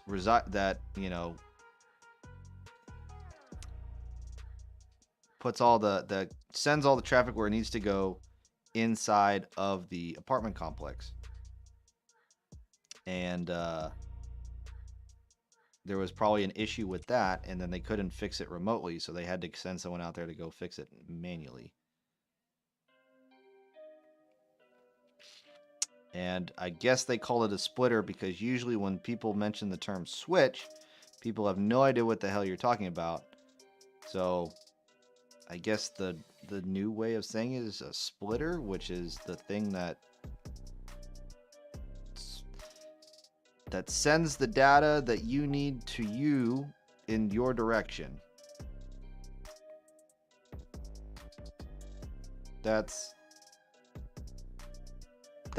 what a splitter switch. It's probably a local thing. Yeah, it's a local thing.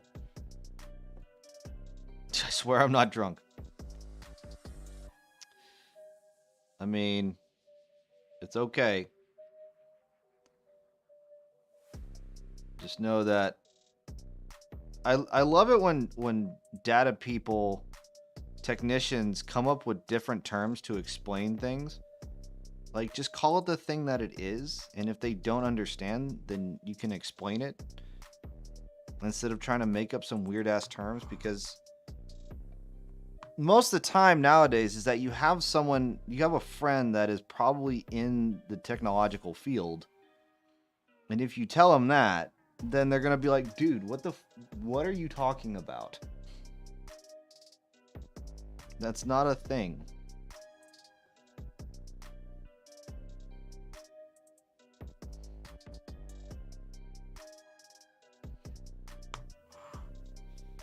Just saying.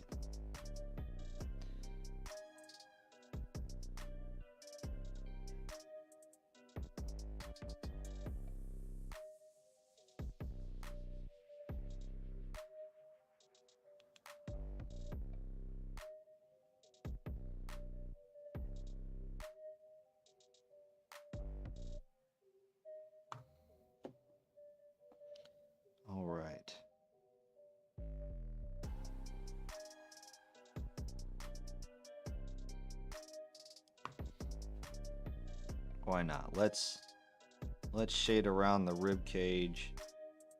It's glowy enough as it is.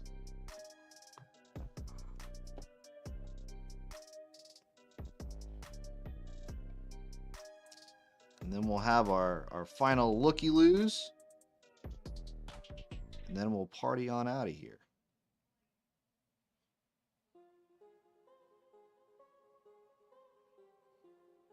All right. So, here we have 5. Let me get this on a fucking paint handle. Here we have 5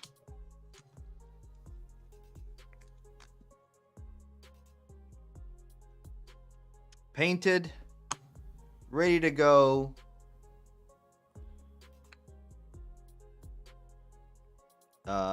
Necrons that are not Necrons, the Notgrons, that's the word.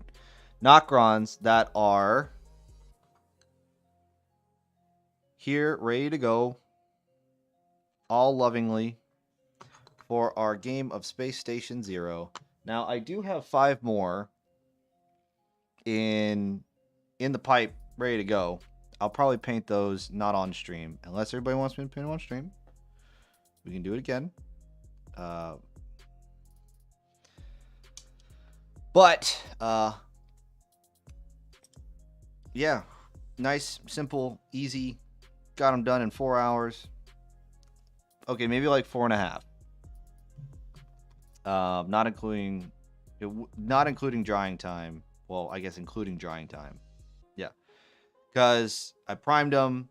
I hit them with Vallejo steel with the airbrush, and then I went over it with my oil wash of ruddy oil. Make your own oil washes if you can make your own oil washes. These things are great. Glass jars. Don't use plastic jars. If you use plastic jars, the mineral spirit is going to eat it up. So don't do that. Let's see what else we got here. Look at this. Now it's gonna be these guys versus these guys. Space Station Zero. Woo! There it is. Let me see. There we go. Oh, they're gonna look so good on a table. They're gonna look so good. All right. But my guess is for the next stream. Oh, thanks, Noel. Also, one of my Pathfinder PCs got me player characters, not personal computer. Okay. But got you Tailspire, and I can't stop playing around with it. Yeah, I have Tailspire too, and that is a fun platform to play with. I'm not gonna lie. And I know that Tailspire is making an agreement with Hero Forge in order to make your own custom miniatures for their platform. I don't know if they're going to get bought out by Wizards of the Coast, though. Or I don't know if Wizards of the Coast is going to be working with Tailspire in order to get their new virtual tabletop for 1 D&D. I have no idea, right? I feel like that would be a move to make. That'd be a money move. But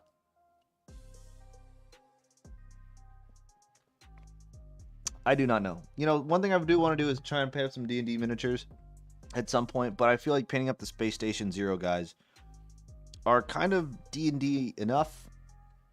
Yeah, it's not D&D in terms of fantasy, but it's the same kind of premise, you know? They're player characters. And if I really wanted to, there are other games out there like Starfinder. Yeah, I can run a sci-fi game, and I'll have 7 player characters ready to go because I have this one crew. I think that would be fun. That'd be really cool. I would like that a lot. So, let's see.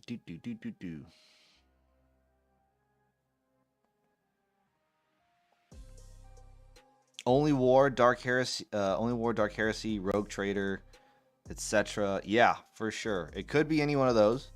Um, Also, I'm a big fan of like Index Card RPG by Runehammer Games.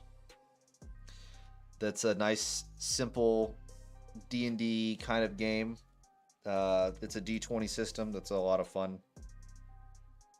It's a really boiled down version of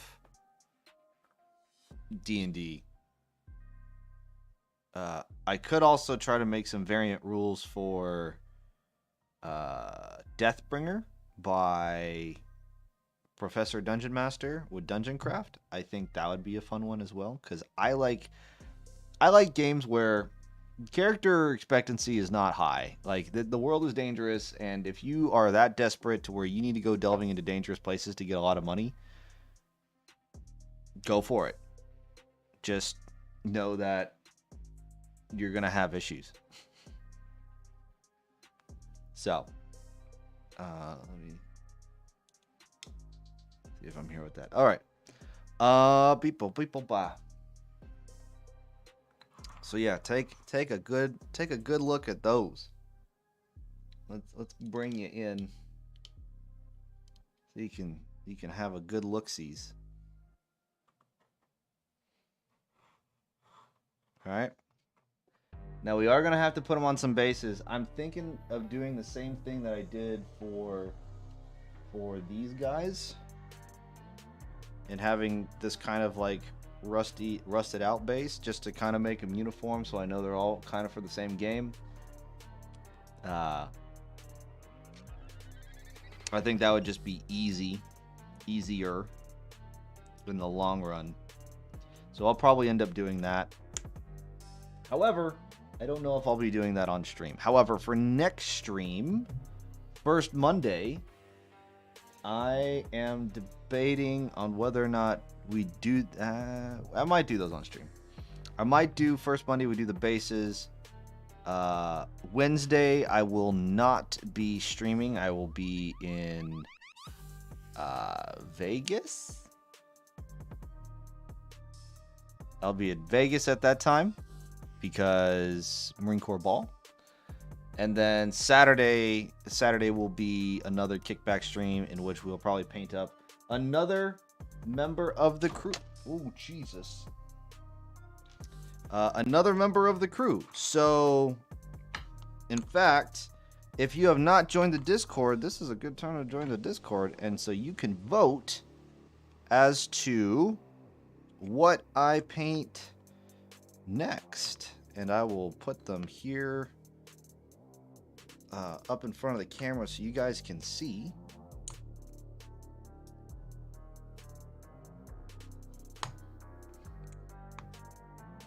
We have a whole little crew. It's the remainder of the crew. But we have our commander with her power fists. We have our communications engineer. We have our mechanical engineer, and we have our ace pilot. I will take pictures of all these, and I will put them up. Let me get them all primed first, and I will put them up in the Discord so that you guys can vote as to which one I'm going to paint next. And that will be for next Saturday. I'll leave that up all week so you guys can vote instead of just blah blah. I guess the voting will end on Friday night. Now that I have gotten that all out of the way, let's see who's available.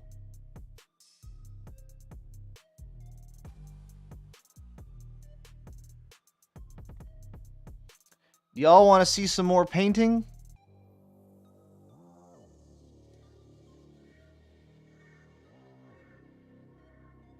Who else is live? Let's see. Where we go raid Nerd Gun.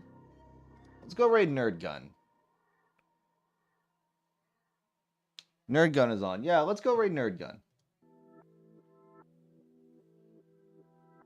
Overall, guys, thank you all so much for watching. We're gonna raid Nerd Gun painting. because he's one of the up and comers. Ooh, it looks like he's doing something really good. He's doing something cool. I knew he was breaking out his airbrush. So we're gonna go raid Nerd Gun. Please join me in raiding Nerd Gun. I would greatly appreciate it.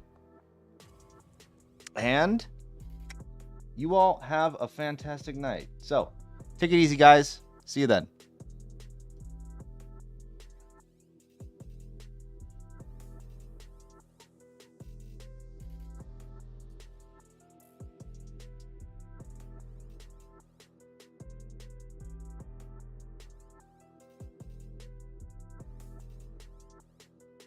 Better in series. You're gonna have to do single model if you wanted to. And the 8K one, for the most part, is going to be a resolution level that is not even matched by the smaller 4K printers.